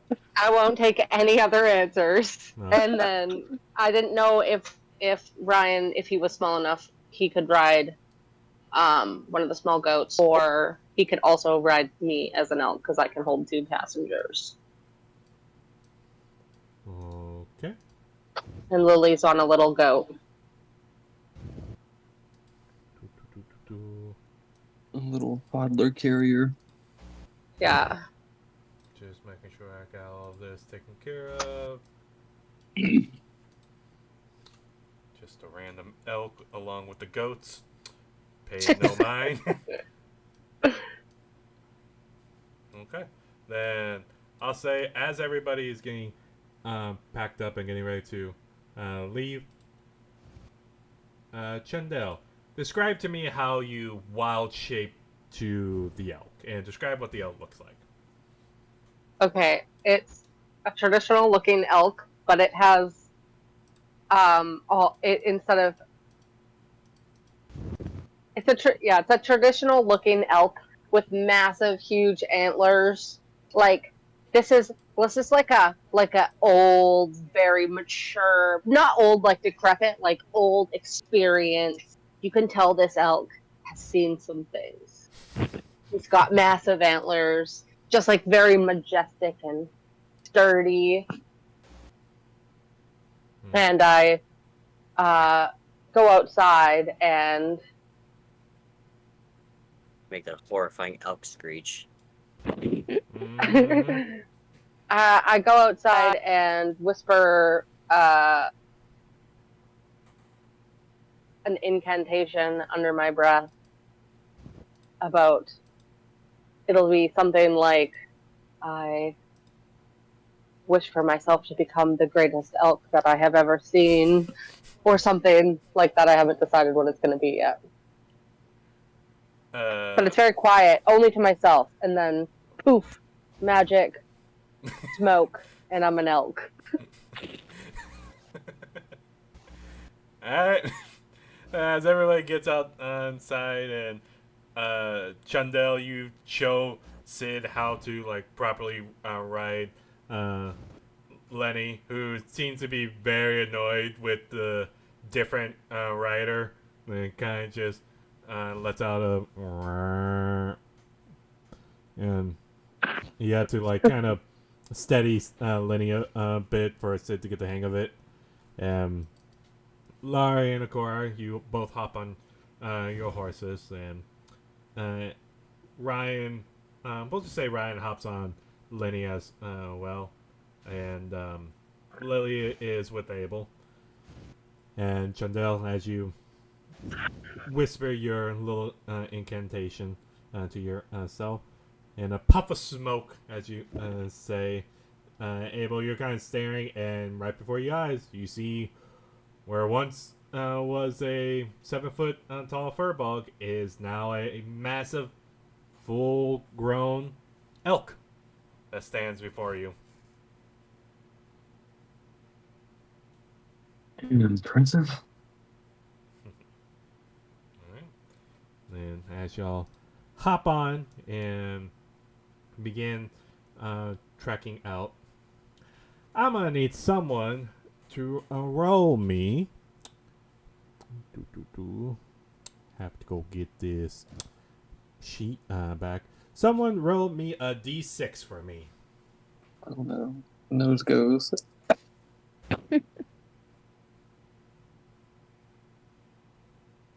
I'll roll it. And the elk rolls it. 5. I don't like that sound. That's fine. Okay. So, as the party continues down track, very, very early start onto the day, and once tries Chandel, you have to look over and keep an eye on Lenny from not like shaking Sid off, and proceed down the dirt road. It's very, very for the first few hours. It's very early, so you hardly see anybody on the road, and you see like a for a moment you see like a mangy wolf begins walking across the dirt road and then looks over to y'all, but you see the wolf just sees everything that's going on with the two giant horse, the giant elk, and the large giant goat. You see the wolf just continues walking off.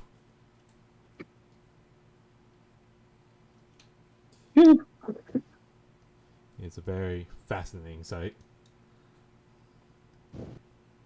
And as the party keeps on going,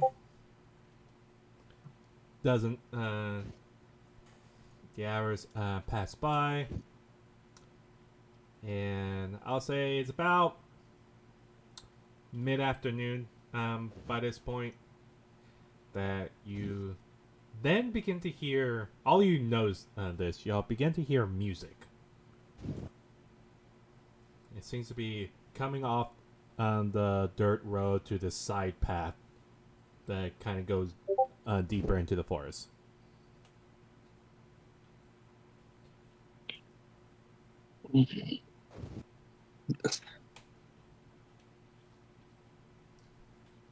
I do not like the sound of that.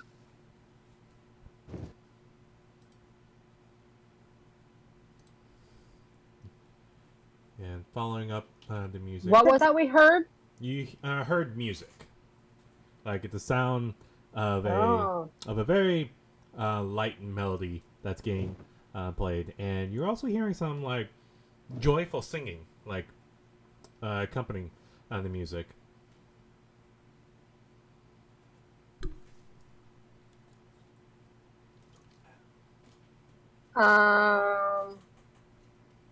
In response to this music, it reminds me that I also have a cheerful little song that I sing. You sing the song right now? I sing it. Okay. It's called A Cheerful Song. As an And- elk. I don't believe you can Pardon? cast. I don't believe you can cast spells when you're wild shape. Oh, frick, I forgot I was an elk So for you're a second there. so your Gosh, darn it. yeah. So your cheerful song is just a loud elk noise that reverberates through the forest. Not a loud elk noise. It's a very weird elk hum. It's the least Or scary grunt. elk noise she can make. Yeah. Either way, an elk is fairly loud as you're trying to keep it quiet, and y'all hear for the moment the music stops, and it goes very, very quiet before the music kicks back up again, and begins some cheering and some clapping can be heard, and as all y'all are focusing on the music, I need all of y'all to make me a wisdom saving throw. Nor. I'll roll for Sid, obviously. Hey. Damn, okay. Didn't mind go. Yours didn't go, Abel. Oh, Don't even see it. I don't either. There, let me- I see. I'll see if I can do it manually. Yeah, go ahead and do it manually. That's weird. Okay. Yeah, it's as y'all keep walking or keep riding on the dirt path. You also can faintly feel like a tug, like that was trying to pull you towards the music, but y'all resist and shake it off, and y'all can either choose to go down the dirt path and see what's there, or y'all can keep going. I just want to keep going. Yeah, Abel is vehemently shaking his head. If he could, he would have both of his ears covered. Okay. As the group continues down the dirt path and ignoring the noise, you hear the music going farther, farther, farther away. And as the group continues down, the next few hours, nothing happens. The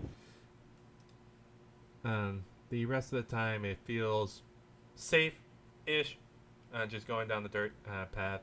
Nothing really out of the ordinary. And as it becomes early evening, and y'all decide to, you are getting ready to get to set up camp, you'll then hear another noise. Another song is being played. And you hear the song is very, very, like, it sounds like a very mournful song. Like, it's very, very light and dramatic, very, very slow. And Chundel and Laurie, as y'all both listen to the melody, y'all do recognize this song. This song has been played a lot in the Feywild. I'm jamming out. Yeah, y'all know that this song is a very, very how to describe it. It's very, very like it's along the lines of like the old school blues song. Like it's kind of like that, like talking about remorse, mournful moments, and also talking about peacefulness and everything. It's very slow. It's very light, but you can feel like an upbeat to it, like kicking in, and you hear more than one people are singing along and swaying a little bit, and the noise seems to be coming from a dirt path leading up to the forest.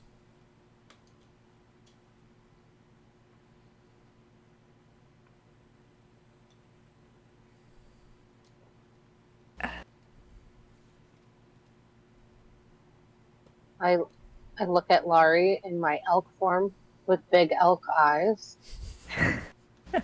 Try to communicate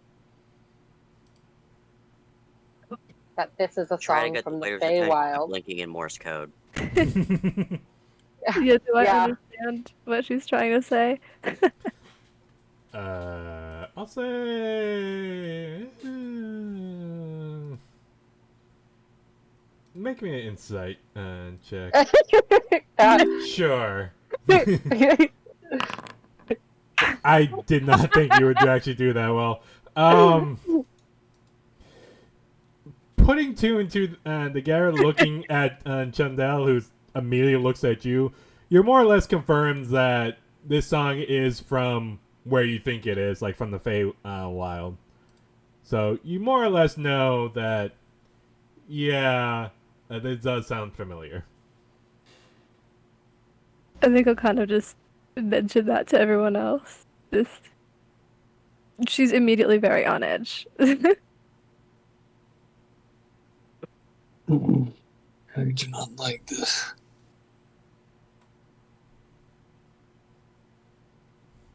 Are you wanting to go?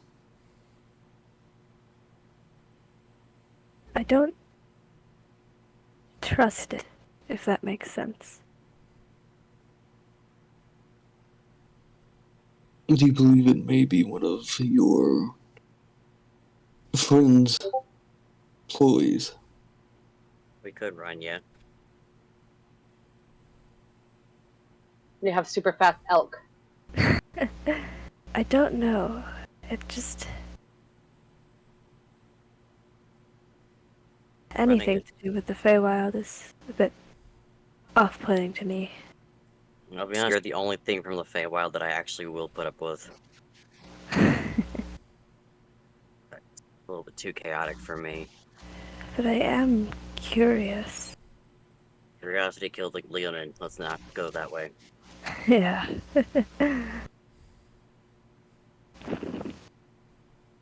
What y'all's call? Gonna go stealth, check it out, go approach, keep on going. Let's just completely avoid anything fun Sam had planned for us and go to our destination. No, however y'all want to go. Trust me, I got loads of other stuff for y'all to go have fun in, quote unquote. would prefer to get to our destination so that we could get back to our friends. I agree. Okay. So the party keeps on going down the dirt path, ignoring the music. And as you all begin setting up camp and pick up dirt spot, I don't know how close y'all want to be to that music. I'm assuming y'all want to get a good distance away from it. Yeah, Mhm. Just making sure. Just making sure. So y'all get a good distance away, even when night has come in. But y'all do manage to pick out a good enough spot and make your way to the camp site where all of you set up camp and begin to take watch. Did we like travel for a day? Yes, y'all have traveled for 1 day right now. Okay. So I will ask this: is anybody taking watch, or what? How y'all doing this? I can take one of the watches. I can take one. Take a watch. Okay, who's going first? I suppose I can. Okay. Then, as y'all all get, what's up? I'm just gonna make sure that I'm in the same tent as Ryan and Lily. Okay. So, as Do I get a whole tent for me and all the goats? Sure. I'm not sure how.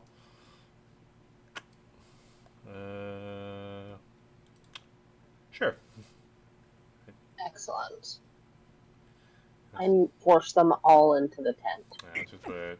We could just pretend they're in there. Oh my god. There you go. I use Lenny as a pillow. Okay. My feet are out of the tent though. Like maybe from like just below the knee down. Alright. So, as everybody gets settled in. Abel, you said you wanted to be with the children. Yeah. Okay. Oh, I'm not an elk anymore, so Thank God you specified that. yeah. Roll your perception. Yes, sir. Give me a perception check. Either one works. So, as everybody heads to bed and gets settled in their tent, so Corey, you take first watch. And begin keeping your eyes out. Just now having a moment to yourself, a moment alone with your thoughts. You can't help but think about how this trip has been, getting hired on as protection for the Pharaohs, seeing your traveling companions get wiped out, getting rescued by these new companions, and traveling with them for a couple days, and then getting to Rusty Point, the encounter with the strange entity in the basement. Finally, you come up to the battle that happened and the final confrontation between you and Cornelia. So can't help but get lost in that kind of train of memory as you're looking at the fire and shake it off as much as you can. Keep looking around. Mm. And your watch goes by uneventful. Then I'll go wake up the next person and then go to bed. Okay. Who's next? I'll do it. I'll go. Okay, yeah, go ahead, Laura. Wait, yeah, okay, go ahead. Go ahead. Okay. Can I? I'm so sorry. There's this thing that I keep meaning to do that I keep forgetting to do. And can I pretend like I did it, Sam? Sure. What is It's a it? spell. Okay. It's a spell, and Mhm. it is somewhere.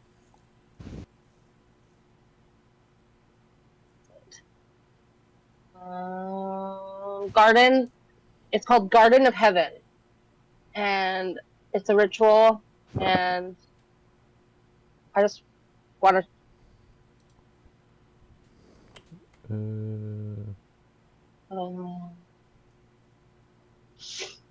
Garden of Heaven. You choose a point within range and cast a ritual by pouring holy water and throwing petals of red roses around it. At the end of the ritual, a 30-foot radius sphere centered on the point transforms into a part of heaven before your eyes. With the greenest grass you've ever seen, trees with multiple colored juicy fruit on the branches, and a temperate breeze. Creatures who finish a long rest in the area have advantage on the ability check or saving throw of their chores until the end of their next long rest. Damn. Yeah. All right. Well, So, just everybody good. okay. Fair warning, but just make sure you state that you do that before heading to bed. Yeah, yeah, absolutely. I do that before everybody went to bed. I just forgot last night and this night, so I wanted to double check No. that I could maybe do it. No, you're good. You're good. Thank you. Thank you. Okay. So, Retconning. a bit. You, Yeah. As you cast this spell before everybody heads to bed, you'll then see that the grass underneath the campfire begins transforming before your eyes, shining a beautiful, vibrant green color, and beautiful flowers begins coming out of the ground, and the trees begins bending and curving very elegantly, and the leaves on the tree looks fully green, fully full of life, and some odd colored fruits begin sprouting on the trees, and you see that just the area that you are camped in has turned into a beautiful sight, a beautiful garden. So with that being said, so Larv, I need you to roll me a perception check, but please note, because we've been forgetting to do this, it's a -3 to your roll. Yep. Okay. Yeah. So 15. Got it. Okay. So as you're kind of sitting there, Larry, in the vibrant and green colors of the grass and looking around, keeping your eyes peeled, it doesn't take too long to hear some rustling coming from the northwest side of the camp, like over here. And you turn your head to look over and get prepared for anything. And then See a very horny raccoon staring at you. you hear a voice calls out and goes, "Oh wow, well, this kind of reminds me of home." Hey. And then stumbling in to the campfire next to you, you see the oh so lovable halfling. Hill comes walking in, kind of with a sway in his step. Obviously looks like he's been drinking a lot. And he has a bottle in his hand. And it looks, he's been like mesmerized by the grass and goes, wow, this is beautiful. And then looks over at you, Laurie, and goes, oh, Laurie! Oh, it's, what are you following me? You. I don't know what to say. And you see he's kind of like posing a little bit, but like drunkenly posed. So he's like swaying constantly and going, Laura, we can't keep meeting like this, I swear. And you see he begins like unbuttoning his shirt and going, I swear, we can't keep meeting like this, Laura. But I mean, if you insist. How much have you had to drink exactly? I don't know. It's however much the last camp I was at had. They had like a couple barrels, I think, maybe more. I don't know. I stumbled upon them and I told them. I may have told a little lie and said I was like a traveling bard and all that and. I asked, drink, yeah. I said if they can give me a drink, I can play them a song. They stupidly agreed to it. Wait, So yeah. the music that we heard in the woods, was that you? Y'all in the woods? Oh. Yeah, y'all are in the woods. And you see he kind of like sways, like kind of spins around, but at an angle, looking at the trees, and then goes, "Hey, this is pretty." But Why don't you sit down, maybe, so you don't hurt yourself? nah, yeah, I'll go sit. And you see he kind of like plops down next to you and has his has like a bottle of alcohol in his right hand. And you see he takes a swig from it, and then after after it parts from his lip, he just like whoo! I gotta tell you, those hobgoblins know how to make good wine, or at least know where to get the good shit. This is lovely. Would you like some, Larry? You see, he like sways over towards you, like leaning. Sure, I could definitely use a drink. Yeah. It's been, I think, two nights, 2 days since we last seen each other. I don't know. Time is weird. Oh, my head. Here, and you take the wine and take a swig of it. And while this is going on, make me a Constitution saving throw. Oh boy. -3, don't forget. All right. So as you take a swig from the wine, you don't know if it's the taste of the alcohol. You don't know if it's all the stress you've been having to deal with for the past day. But you take a big gulp, and it hits you hard. Like, it comes out of nowhere and hits you. And you begin swaying a little bit, and you hear Hill go, "That a girl!" Woo! And begins clapping a little bit. And then looks around and goes, oh, Ogre, shh. People are sleeping, Harry.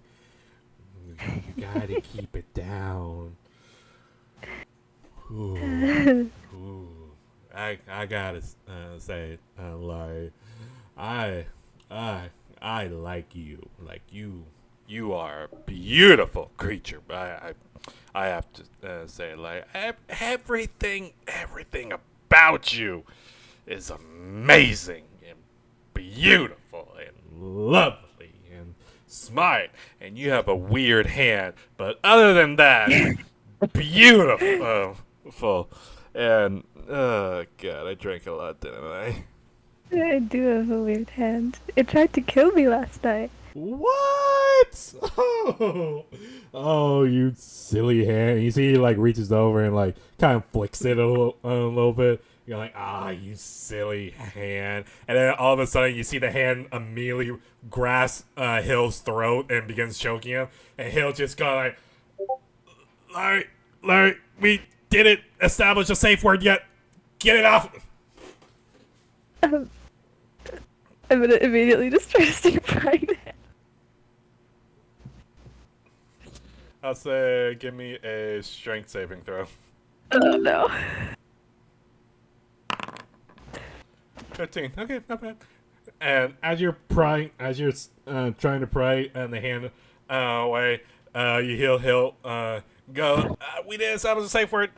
Bananas, buttercup, flour, I don't know. I love you. I don't know.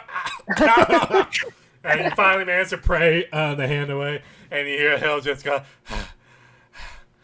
well, damn, Larry. I didn't know you were into that. I mean, I can, we have established in the past that I can be versed and all that, because, I can be anything you want me to be. And if you want to be the Dom in tonight's session, I'm more than willing to. And you see, it's just awkwardly, he doesn't even seem fazed by the fact that you somewhat choked him out. If That's what he anything, did seems to mildly me. turned on. And I thought it was a dream, but I woke up and there's claw marks on my neck. Look. And I'm gonna move my hair so he can see. He leans in and like looks at you and goes, "Oh!" Wow! And begins like poking your neck and goes like, "Oh my god!" So wait, were you choking yourself? Huh? Now I'm imagining that kind of hot. Huh? I have issues. Ah. He kind of just waves it off and goes, "Well, Miss Laurie," and he kind of takes the bottle away from you and takes another swig of the alcohol and looks at you. He goes, So, Miss Larry, I gotta tell you something. It's very, very serious. Like, the utmost serious, utmost seriousness. So come here. Come here. What is it? Come here. And he keeps like Okay. waving for you to come in, and you lean in closer and closer. He's still like waving, and then you lean in so close that you're practically pressing your face up against his, and he's still waving. And then he looks at you and he goes, "Oh, you're close enough. Okay, I got it." And you see he kind of like looks around. Now, shh. Now, this gotta be between us. No one else should know about this. Sorry, excuse me. Like, no one else should know about this. So go shh. I think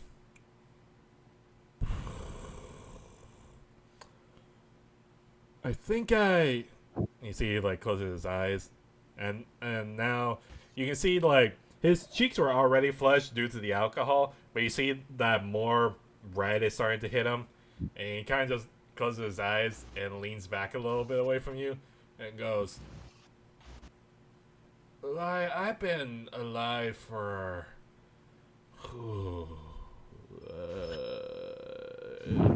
2,000 years? Whoa. Maybe 2.5.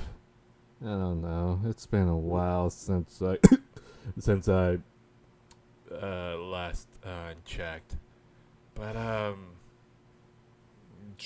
you see he kind of like taps his chest and goes, "Do you want to see me?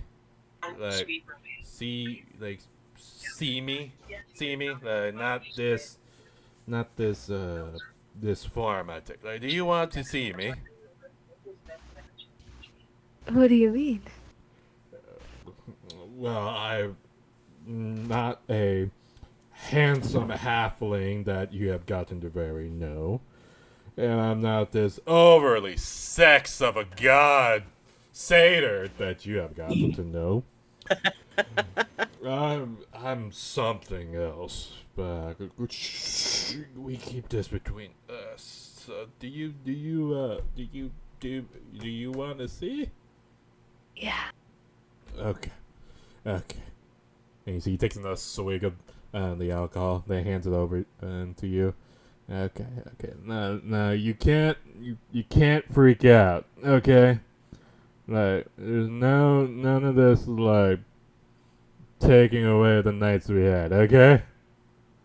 Okay. Okay. Okay. Okay. Give me a second. I need to dispel I need to cancel something. Okay. Cancel your subscription to PayPal. That's always a bitch to do. It is. Damn you fairies. Who said that? Um I think it's something like this. And you see he snaps his finger, and before your eyes, you see his form kind of shimmers a little bit, like kind of waves a little bit, and you see now his body is a lot more not the same short halfling that you saw, and neither the same satyr that you saw, but you see he is very tall, like maybe a foot taller than you, and he has long, curly, dark brown hair that goes all the way to the middle of his back, and long, pointed ears that stick out to the side, and I see what looks to be a beautiful, sparkling, like it's kind of like a light shade of blue eyes outwards, and some light freckles on his cheek, a smooth shaven face, and some trimmed eyebrows. And you see his physique is a little bit not too muscular and everything, but a little bit lean and fit. And his outfit is a dark green robe with bits of iron armor on his shoulders and elbows, and a dark like a black sash that wraps around his waist, and thick leather brown boots on his feet, and multiple like a multicolored rings on his fingers as he leans back and show you his form. You also notice his somewhat dark brown skin on his face, and you see he kind of leans back and kind of flicks his hair to the side, and he looks at you, still very much drunk, and then looks at you, and then looks at his hand, and then looks down, and looks back. Oh, shit. I didn't think I was actually gonna do this. Hmm.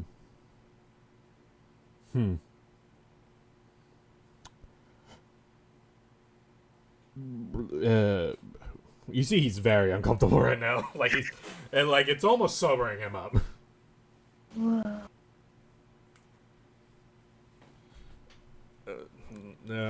No, Laura.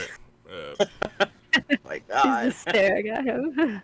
Now, Laura, you have to go. Shh, keep this keep this between us. Okay. Okay.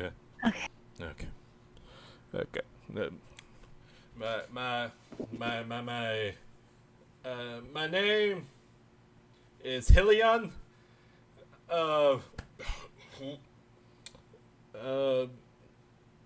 First seat of the Fey Council.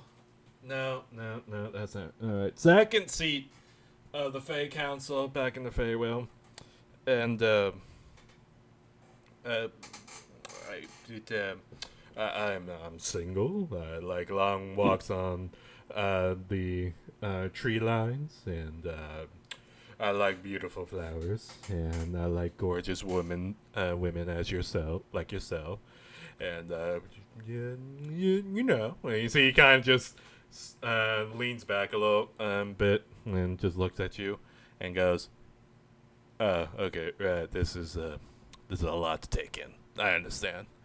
And I understand if you don't want. And you see, it looks like he's about to cry. He just. I understand if you don't want to deal with me, because I held this secret on. I lied to you, and but you know what? Fuck it. I'm here. This is me. I like you. I don't know if you like me, so I may have jumped the gun a bit. Fuck it. I'm out here. So, say something. Sam, is this all this from experience at some point in your life? How dare you? I can act off of what I seen on TV. I'm kidding, but you're doing it very well. That's what Because I'm good like that. God. you are good like that. I love you. I'm just giving you shit. Jeez. Anyways. I killed the moment. I'm sorry.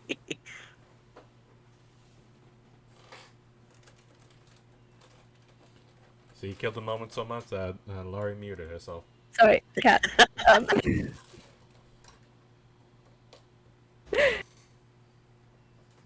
You're beautiful. Ooh. You see, Helion just goes, "Oh well, I know that. I do take good care. Wait, what?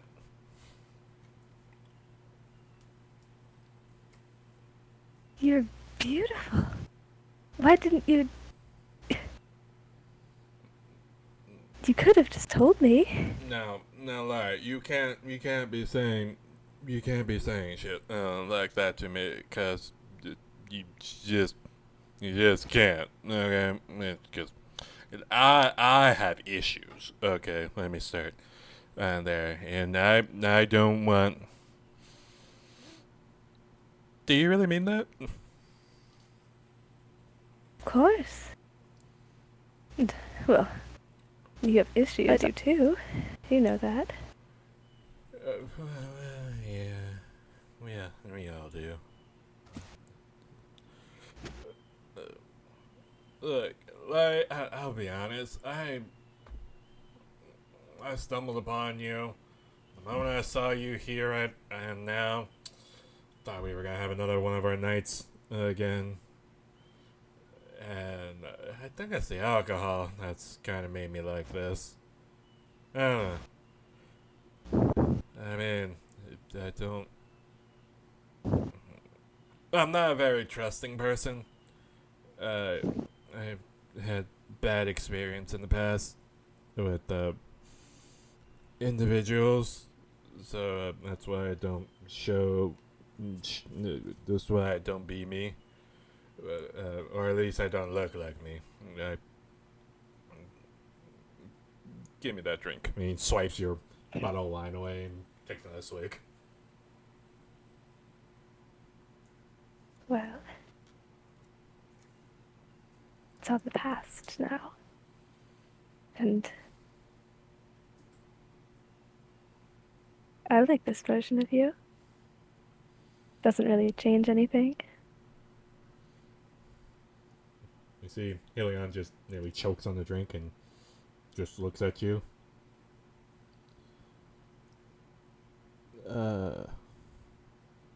You see, he, like, slowly sets down the bottle of wine, just kind of looks down.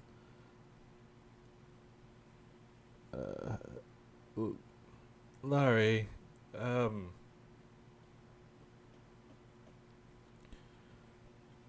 do you want to go home?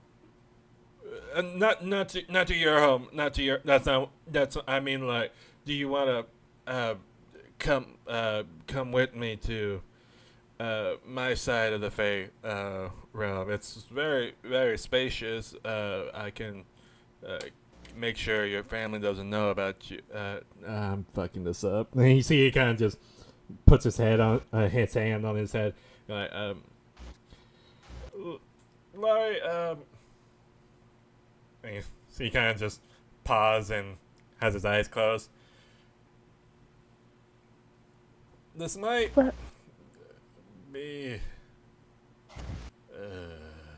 Feeling sucks.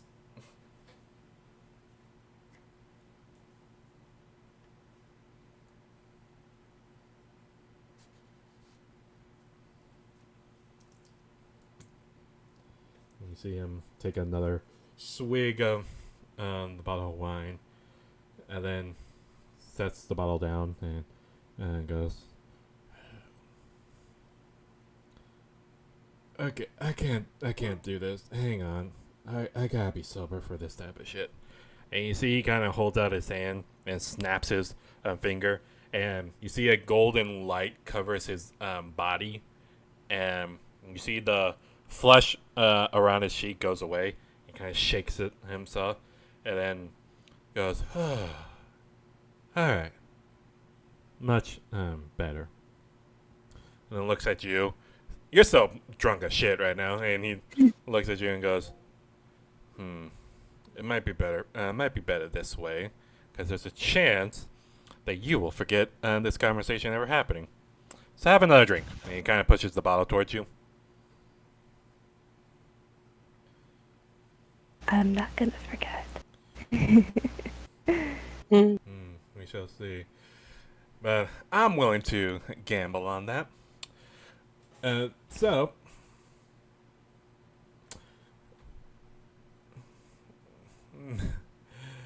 Eclaria.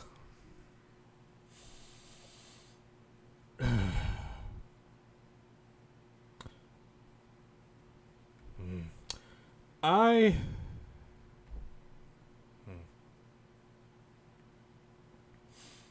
Nope, I'm gonna do this right. and you see he kind of stands up and dusts himself off and looks down, plucks like a couple of flowers and makes a small bouquet. And you see he Waves his hand over on the flowers, and you see the flowers like extend out more, and small little vines begin falling from the flowers, and the flowers petals becomes more vibrant, and you see he kind of kneels down towards you and like holds out the flowers for you to take, and goes, Eclaria, for the first time in my life, I can honestly say I have feelings for you.